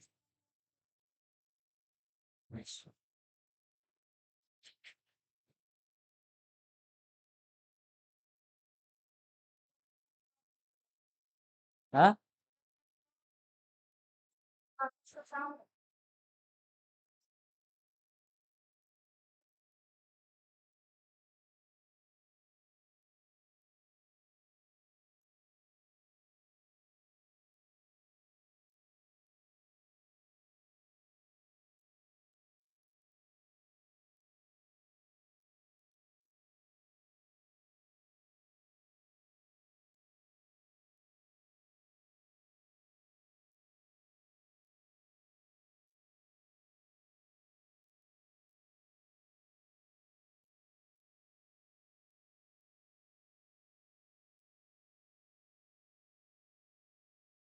चलो बन गया सबका। सेकंड वाला क्वेश्चन बनाई हो जी।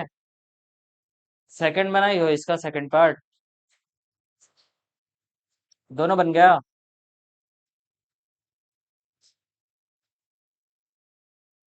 तुम्हारा बना अभिषेक, तुम एक बार पढ़ चुके हो जी। हल्का सा।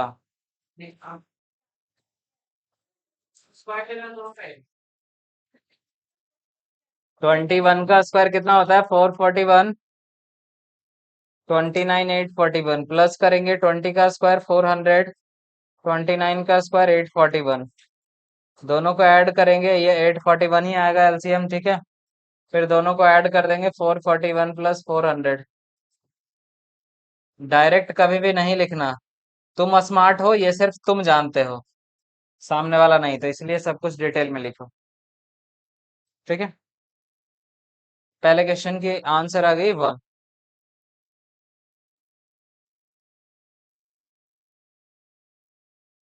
Cos square theta minus sine square theta, वापिस से तो सेम ही डाटा लेना है ना।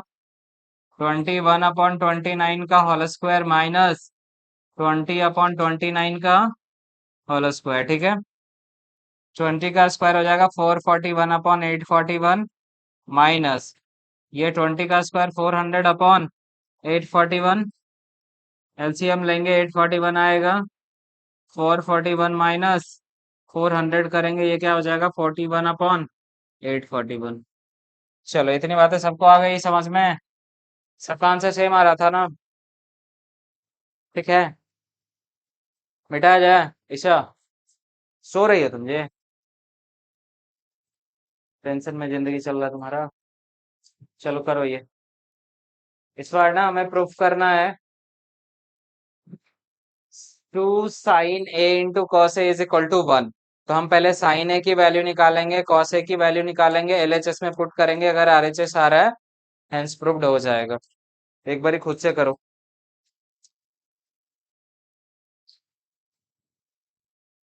पहले एक बार तुम मेरे स्लाइड से क्वेश्चन कर लो, उसके बाद घर पे बना लेना, पूरा एक्सरसाइज बन जाएगा।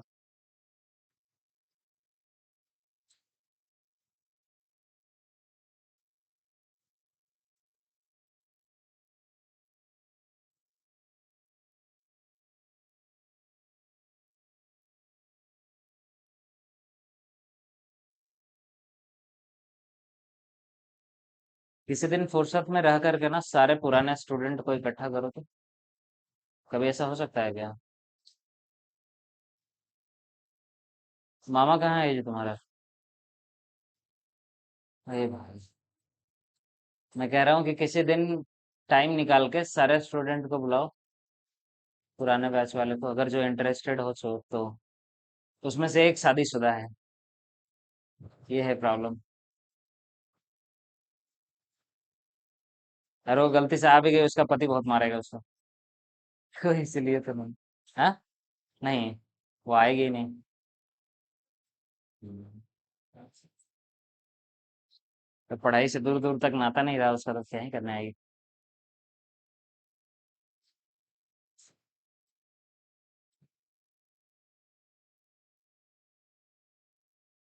फिर किसी दिन तुम्हारी भी शादी हो जाएगी, फिर तुम भी आना बंद, है ना।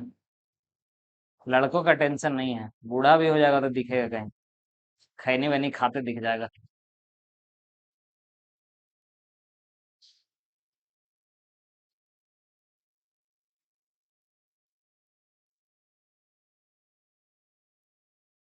चलो हो गया ये क्वेश्चन।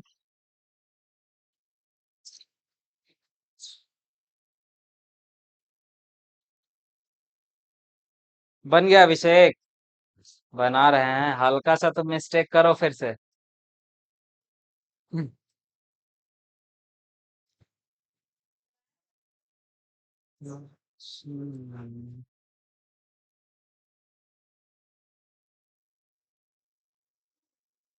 अरे कुछ तो करो, हम कह रहे हैं साइन थीटा की वैल्यू निकालो, कॉस थीटा की वैल्यू निकालो, नहीं बन रहा है तो सामने देखो, टाइम पास मत करो। तुमसे भी नहीं बना जी। एक बार बना चुके हो ना तुम। बना लिया कि बन रहा है अभी? बन रहा है। चलो ठीक है, सामने देखो। जो चीजें गिवन है उसको पहले मेंशन करो। बी पे 90 डिग्री है ना। और क्या कह रहा है? गिवन पार्ट में था अपना tan a is equal to 1। अच्छा, ये tan a क्या होता है? p बाई b, है ना? अगर ये वन वन कुछ नहीं है तो 1/1 हो जाएगा। परपेंडिकुलर की वैल्यू 1 और b की वैल्यू 1। हमने बताया था कि कभी भी ट्रायगोनोमेट्री का क्वेश्चन सॉल्व करो ना तो p और b देख करके रहो, h की वैल्यू निकाल लो, ठीक है?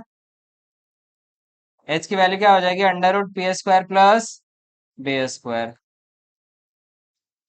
p की वैल्यू 1 और वापस b की वैल्यू 1 ऐड करेंगे, अंडर रूट 2 आ जाएगा। अब पहले ना यहाँ फिगर में रिप्रेजेंट कर लो सब कुछ। थीटा कहीं पे मेंशन किया गया है? ए एंगल लेकर के चला जा रहा है तो ए पे हो गया थीटा और इसके सामने का परपेंडिकुलर ये हो गया अपना बेस और हाइपोटेनस ये। अब क्वेश्चन में चेक करो कि हमें क्या क्या चीजों की जरूरत पड़नी है। साइन का जरूरत पड़ेगा और कॉस का। साइन का फॉर्मूला तुम्हें पता है? किन दो साइड्स के बीच का रेशियो शो करता है ये? परपेंडिकुलर और हाइपोटेनस का। तो परपेंडिकुलर कितना है? 1 है और हाइपोटेनस √2। पहले जो चीजें जरूरत पड़नी है उसको ले आओ। Cos A is equal to base by hypotenuse, ये हो जाएगा 1/√2, ठीक है? अब जो चीजें तुम्हें प्रूफ करना है ना, एलएचएस को पहले मेंशन करो और उसके बाद आरएचएस लाने की कोशिश करो। एलएचएस क्या है तुम्हारा? 2 sin a into cos A. 2 into sine A की वैल्यू कितनी हो जाएगी? 1/√2 इंटू कॉस ए की वैल्यू कितनी हो जाएगी? 1/√2। तुम बताओ अभिषेक, √2 को √2 से मल्टीप्लाई करेंगे क्या आएगा? हाँ, पक्का? तब ठीक। 2 से 2 कैंसिल हो गया, बचा कितना? 1। और 1 किसके इक्वल है? आरएचएस के।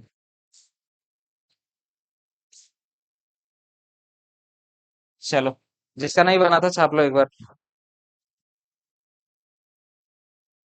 अब थोड़ा थोड़ा ना टाइम को मैनेज करने की कोशिश करो, वैसे क्वेश्चन में भी टाइम लोगे तो कैसे होगा काम?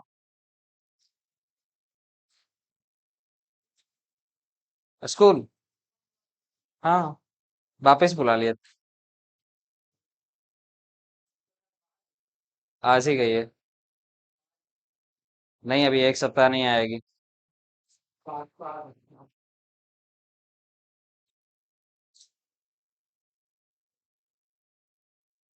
अब तो रिकॉर्डिंग मिल जाता है।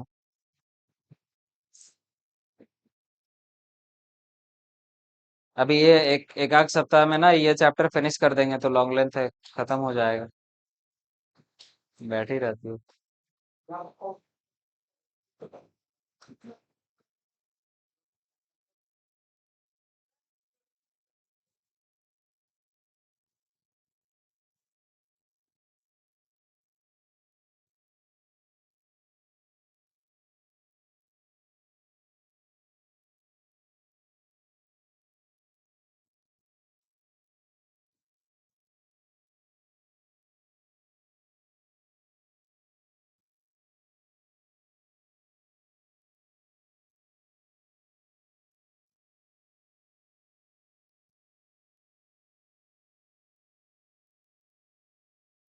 वापिस से सारा क्वेश्चन फिर से करना सौर्यम, ठीक है?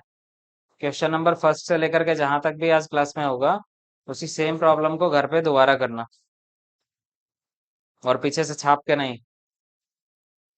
हो गया सबका? चलो नेक्स्ट पे आ जाओ।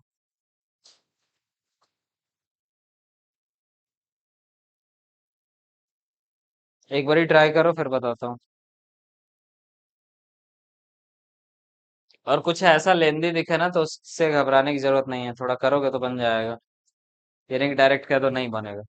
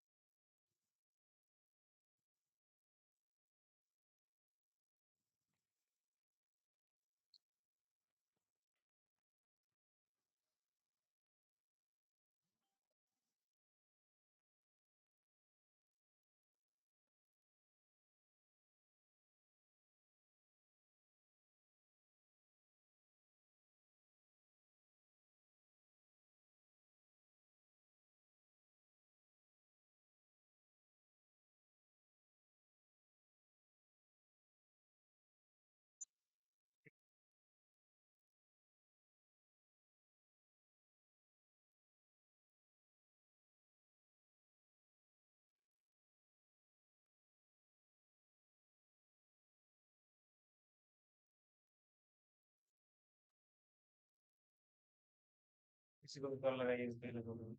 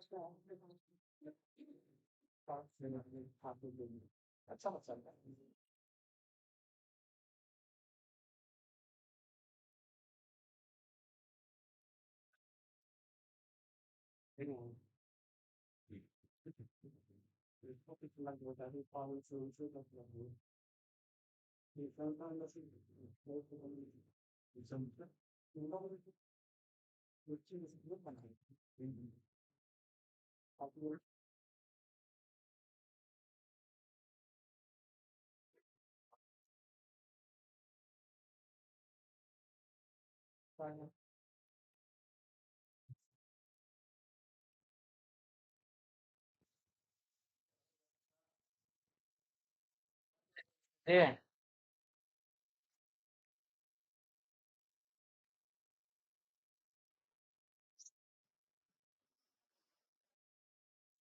किससे किससे बन गया? तुम्हारा बन गया?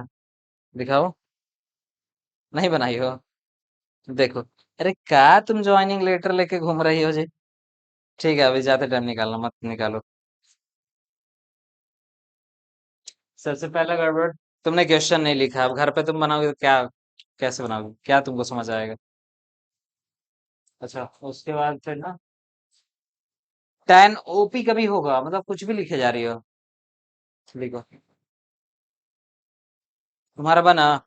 नहीं। तुमसे? नहीं। तुम? नहीं। बन रहा है। इतना इतना टाइम लगाओगे? चलो अब सामने देखो, ज्यादा टाइम पास नहीं करते। देखो, राइट एंगल ट्रायंगल में जब कुछ भी फाइंड आउट करना हो, हमें तीन चीजों की वैल्यू चाहिए होती है, पी, बी और एच। कैसे आएगा सिर्फ यही सोचना। ठीक है। राइट एंगल एट पी है, यही है ना?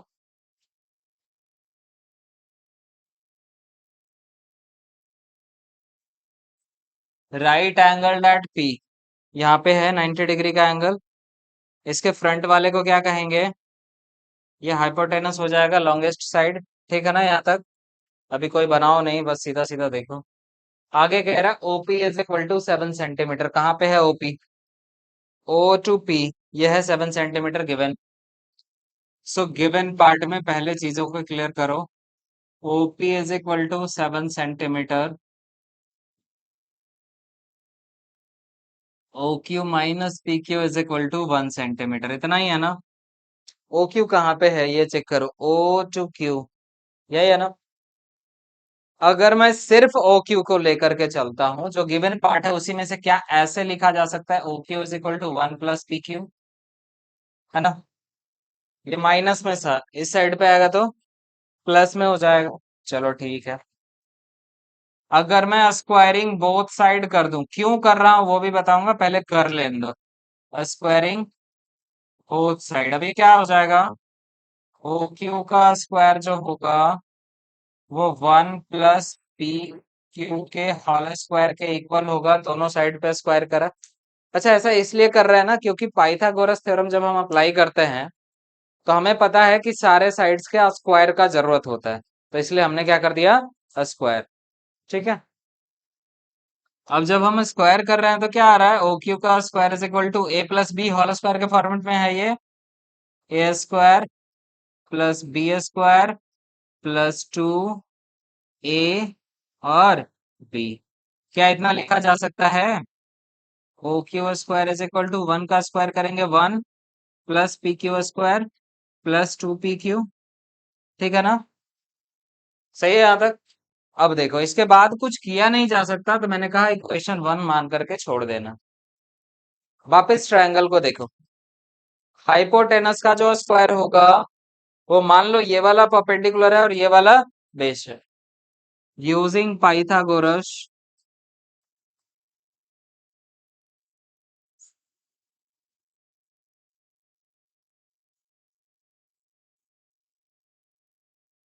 यूजिंग पाइथागोरस क्या मैं लिख सकता हूँ H square is equal to P square plus B square? H square की वैल्यू कितनी हो जाएगी?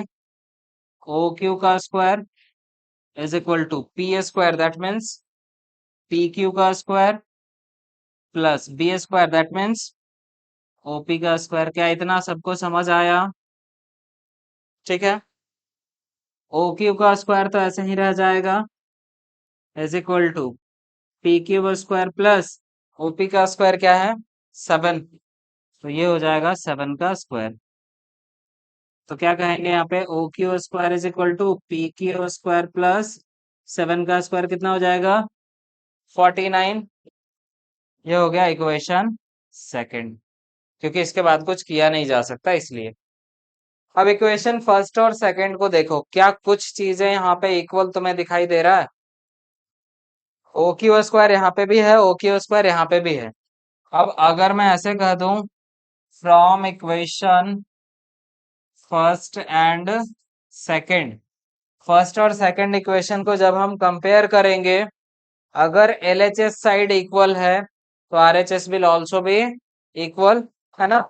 मैंने कहा 1 plus P Q square plus 2 P Q is equal to क्या हो जाएगा, पी क्यू स्क्वायर प्लस 49। ठीक है ना? P Q square plus 49। क्या किया जा सकता है, P Q square positive P Q square positive cancel हो जाएगा ना? ये +1 है, तुमको दिखाई दे रहा है? ये +1 है, इस साइड पे आएगा तो -1, यानी 2 P Q is equal to 48 लिख सकते हैं। अब यहाँ से पी क्यू की वैल्यू कितनी आ गई, 24 सेंटीमीटर। ठीक है। पी क्यू कहाँ है भाई, ये वाला है। ये आ गया अपना 24 सेंटीमीटर। अभी हमें वापस हाइपोटेनस निकालना है, ये आया नहीं है। हाइपोटेनस का स्क्वायर क्या होगा? ओ क्यू का स्क्वायर ना। ओ क्यू का स्क्वायर इज इक्वल टू, देखो यहाँ पे है ओ क्यू, पी क्यू का स्क्वायर प्लस 49। पी क्यू का स्क्वायर प्लस 49, क्या ऐसे लिख सकते हैं? O Q is equal to under root P Q का स्क्वायर, पी क्यू कितना आया भाई? 24 का square plus 49। O Q is equal to कितना हो जाएगा? 24 का स्क्वायर, इसीलिए मैं बोलता हूँ स्क्वायर याद रखो। 576 प्लस 49, दोनों को ऐड करेंगे कितना आ जाएगा? 625।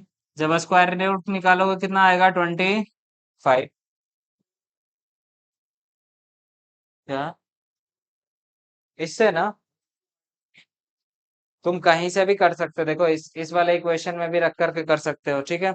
या फिर तुम डायरेक्टली हाइपोटेनस का square is equal to perpendicular का स्क्वायर प्लस बेस स्क्वायर वैसे भी कर सकते हो, ठीक है। हमारे पास अगर ये वैल्यू है, इस वैल्यू को जहां पे भी रखा जा सकता है वहां पे रखोगे, ये तीसरा वैल्यू आ जाएगा, ठीक है। आसान होगा क्या? पाइथागोरस का यूज कर लो। समझ आया? और कोई डाउट? नहीं। अब अगर तुम्हारे पास P की वैल्यू है, B भी है और H भी है, अब जो भी क्वेश्चन में कहा जाएगा सब कुछ निकल के आ जाएगा। चलो यहाँ तक करने के बाद आगे करो खुद से। ध्यान रखना जहां पे ये बोल रहा है Q और Q, यानी थीटा जो होगा वो कौन से एंगल पे होगा? Q पे होगा। तो उसके अकॉर्डिंग ये वाला परपेंडिकुलर और ये वाला बेस हो जाएगा, ठीक है।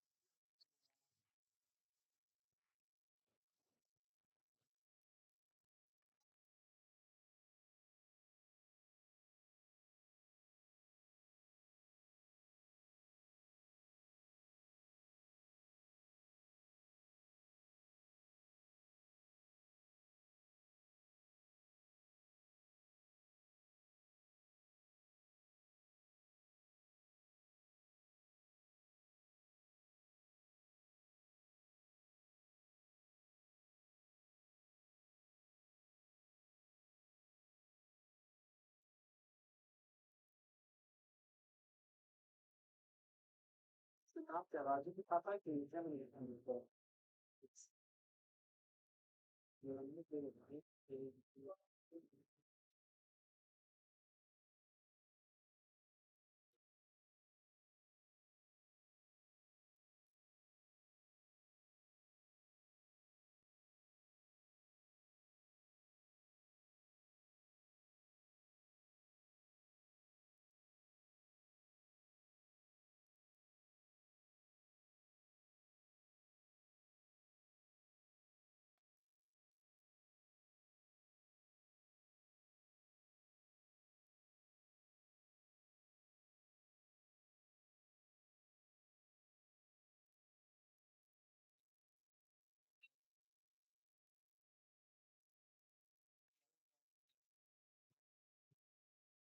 से बात करती है। वही रात सैलून के मिठास के पास है ना, तो नहीं करा। आज तक आप प्रोसीजर नहीं दिया था, आपकी गाइड कैसे रसी? तो आज तक वहाँ पर आपको तुम लोग को जो टाइम से नहीं हो, आप प्रोसीजर के फिर क्या करते? हाँ बिल काट के थोड़ा आगे नहीं होती, लेकिन देते कुछ लोगों को नहीं देते, तो कभी लिए ही नहीं, तो क्या करेंगे? तो हम मेंटेन करके हम फिर भी रखते हैं, पता है कब कौन समय लगता है। तो थोड़ा सा हाँ, जो सिस्टम है स्कूल का सिस्टम बिल का, मैडम ने फिर हैंडल कर, तो ऐसे वैसे नो के हम नहीं था। सिर्फ धीरे धीरे लॉन्ग टर्म चलता है वही तो अभी से 2 साल पहले तक आप नॉर्मल बात होती है। कंफर्म है पता क्या क्या बोले थे कितना देखिए पर कुछ नहीं, तो हम आपके साथ रहेंगे। तुम नहीं होते हैं पहले काफी होते, जो 1 महीना हम दूर पीछे आया था, हम अपनी बाल कटवाने हैं दूसरे हम पहले फिर बेटा बंद होता है बंद हो जाता है, लेकिन कभी पोस्टेड भी नहीं है बिल्कुल।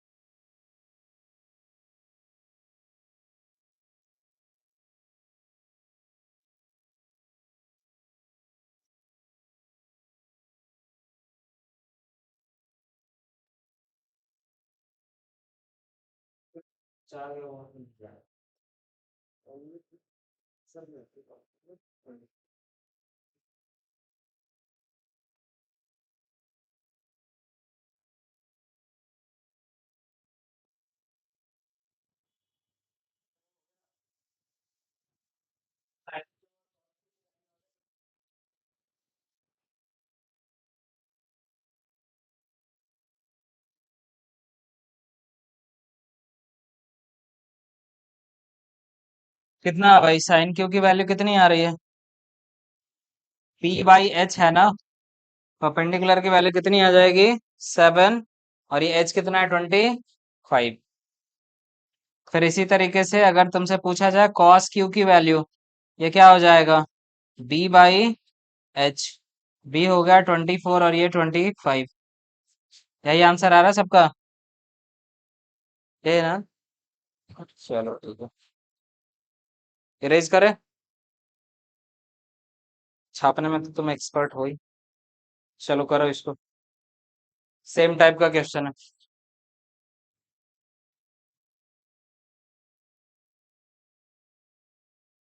हाँ? अच्छा ठीक।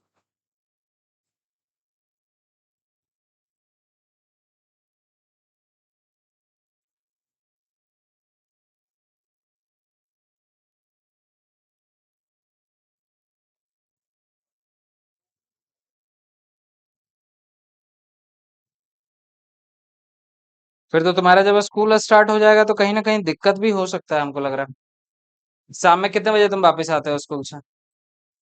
कितने बजे? 4 बजे तक, ठीक है, कोई दिक्कत नहीं।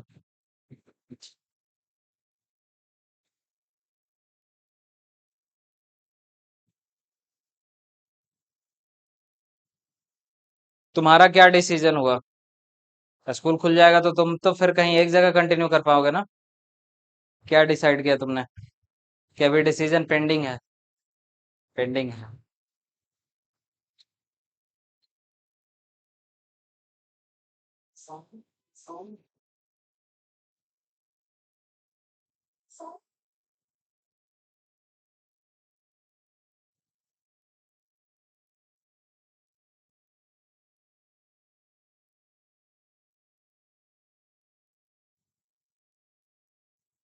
हिमांशु, तुम भी कहीं और क्लासेस वगैरह जाते हो क्या?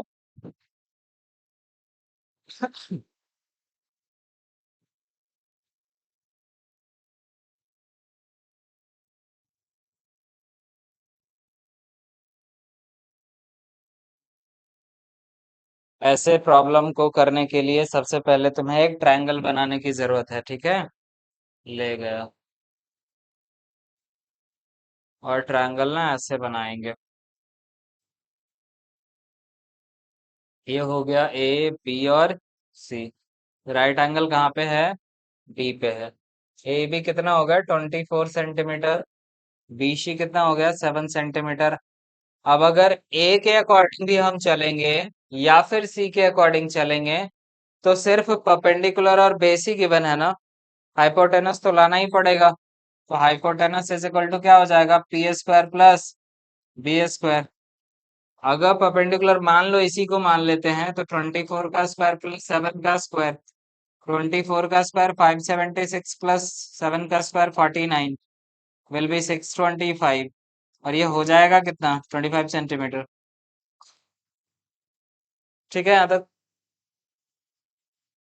अब अगर P की वैल्यू है, B की वैल्यू है, H की वैल्यू है, तो दोनों क्वेश्चन आसानी से कर लेंगे। सामने देखो, जब समझा रहा हूं ना तो सीधा सीधा देखो बस। साइन ए चाहिए और क्या चाहिए? Cos A. तो पहले वाले कंडीशन के अकॉर्डिंग हमें थीटा कहाँ रखना है? एंगल ए पे रखना है। ए पे रखेंगे तो ये वाला क्या हो जाएगा? Perpendicular upon hypotenuse, that means it is 7/25 again. ये बी अपॉन एच। बी की वैल्यू कितनी हो जाएगी? ए के अकॉर्डिंग, एंगल ए के अकॉर्डिंग बेस जो है हमारा वो 24 है ना। तो 24/25। सेकंड कंडीशन क्या है भाई?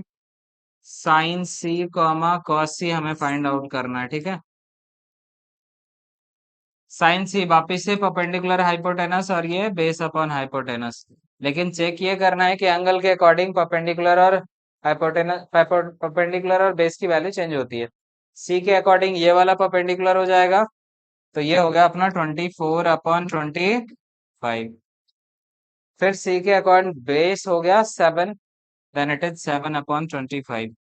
सबका इतना आंसर आ रहा है? चलो छापो। बन गया था हिमांशु? तुमने ना बनाई थे? आधा बन गया था। ठीक है, करो।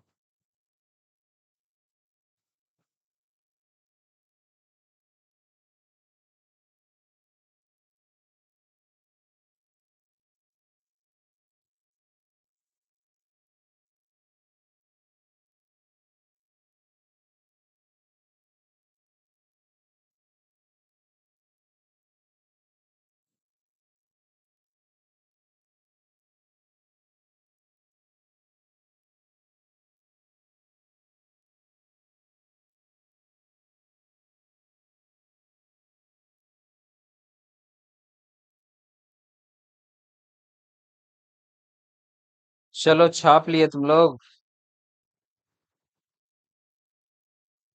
आई थिंक हाँ। नेक्स्ट पे आ जाओ। ये करो।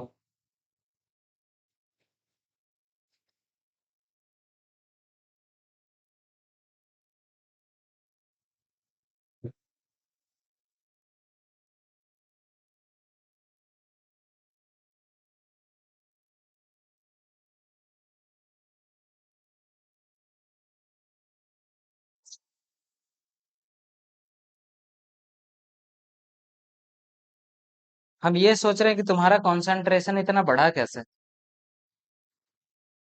क्लास में सब तो बहुत डिस्ट्रैक्ट होते रहती थी ये।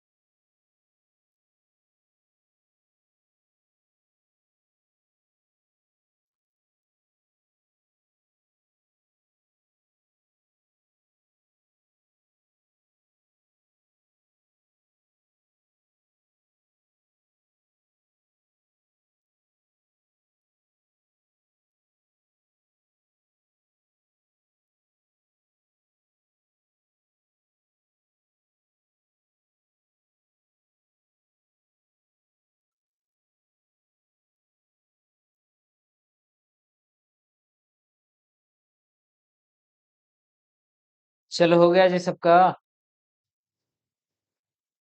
पहले tan p निकालो एंगल p के अकॉर्डिंग, फिर cot r निकालना एंगल r के अकॉर्डिंग, ठीक है ना।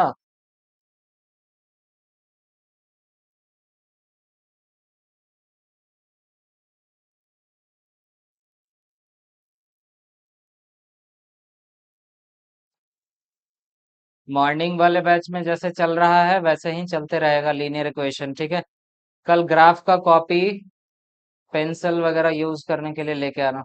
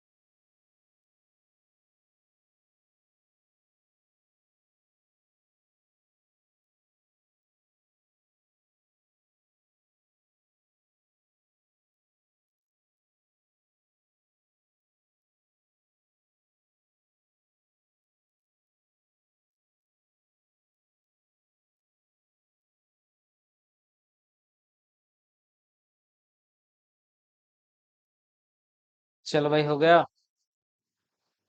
नहीं बन रहा है तो सामने देखो फिर। बन गया। अगर ये 12 है और ये 13 है तो हमें परपेंडिकुलर की वैल्यू लानी है ना। मान लो ये परपेंडिकुलर हो जाएगा पी के अकॉर्डिंग। तो पी का वैल्यू कितना होता है, H square minus B square. H square की वैल्यू कितनी हो जाएगी, 13 स्क्वायर माइनस, और ये बी स्क्वायर हो जाएगा 12 स्क्वायर। 13 स्क्वायर इज 169, ये 144। सब्ट्रैक्ट करेंगे 25, देन इट इज 5। ठीक है यहाँ तक। ये 5 सेंटीमीटर आ गया। अब मेरे से क्या क्या पूछा गया है, tan पी, पी के अकॉर्डिंग ये वाला परपेंडिकुलर और ये वाला बेस है ना। तो ये हो जाएगा P by B which is 5/12। ठीक है ना। कॉट आर, कॉट आर की वैल्यू अगर इस वाले एंगल को ना थीटा मानते हैं, देन इट इज परपेंडिकुलर और it is base, so it is also 5/12 क्योंकि बेस अपॉन परपेंडिकुलर होता है 5/12। अकॉर्डिंग टू क्वेश्चन लिखोगे tan p minus cot r is equal to, it is 5/12 minus 5/12, then it will be 0। सबका आ गया। दिखाओ एक बारी।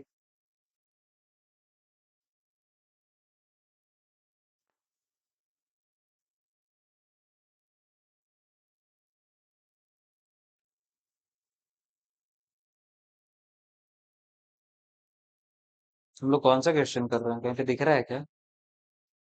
सेकंड नंबर ना।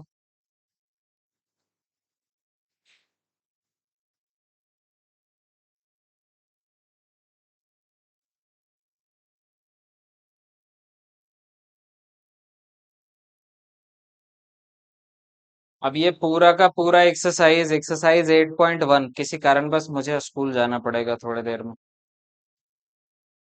So that's why I will not continue. रखते हैं यहीं पे। 8.1 पूरा बनाना है। जिसका होमवर्क नहीं बना रहेगा कल मैं क्लास उसको अलाउ नहीं करूंगा, ध्यान रखना। हाँ। नहीं, 3 बजने को है। मुझे थोड़ा स्कूल जाना पड़ेगा क्योंकि 3 से 5 में एक मैम नहीं आई है।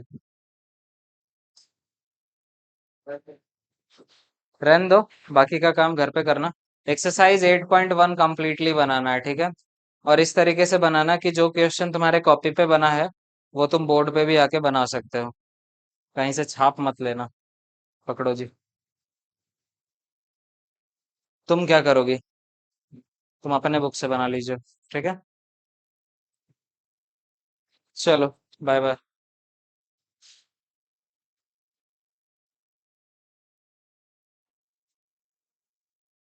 ये क्या हो रहा है, वेलकम टू द टीम।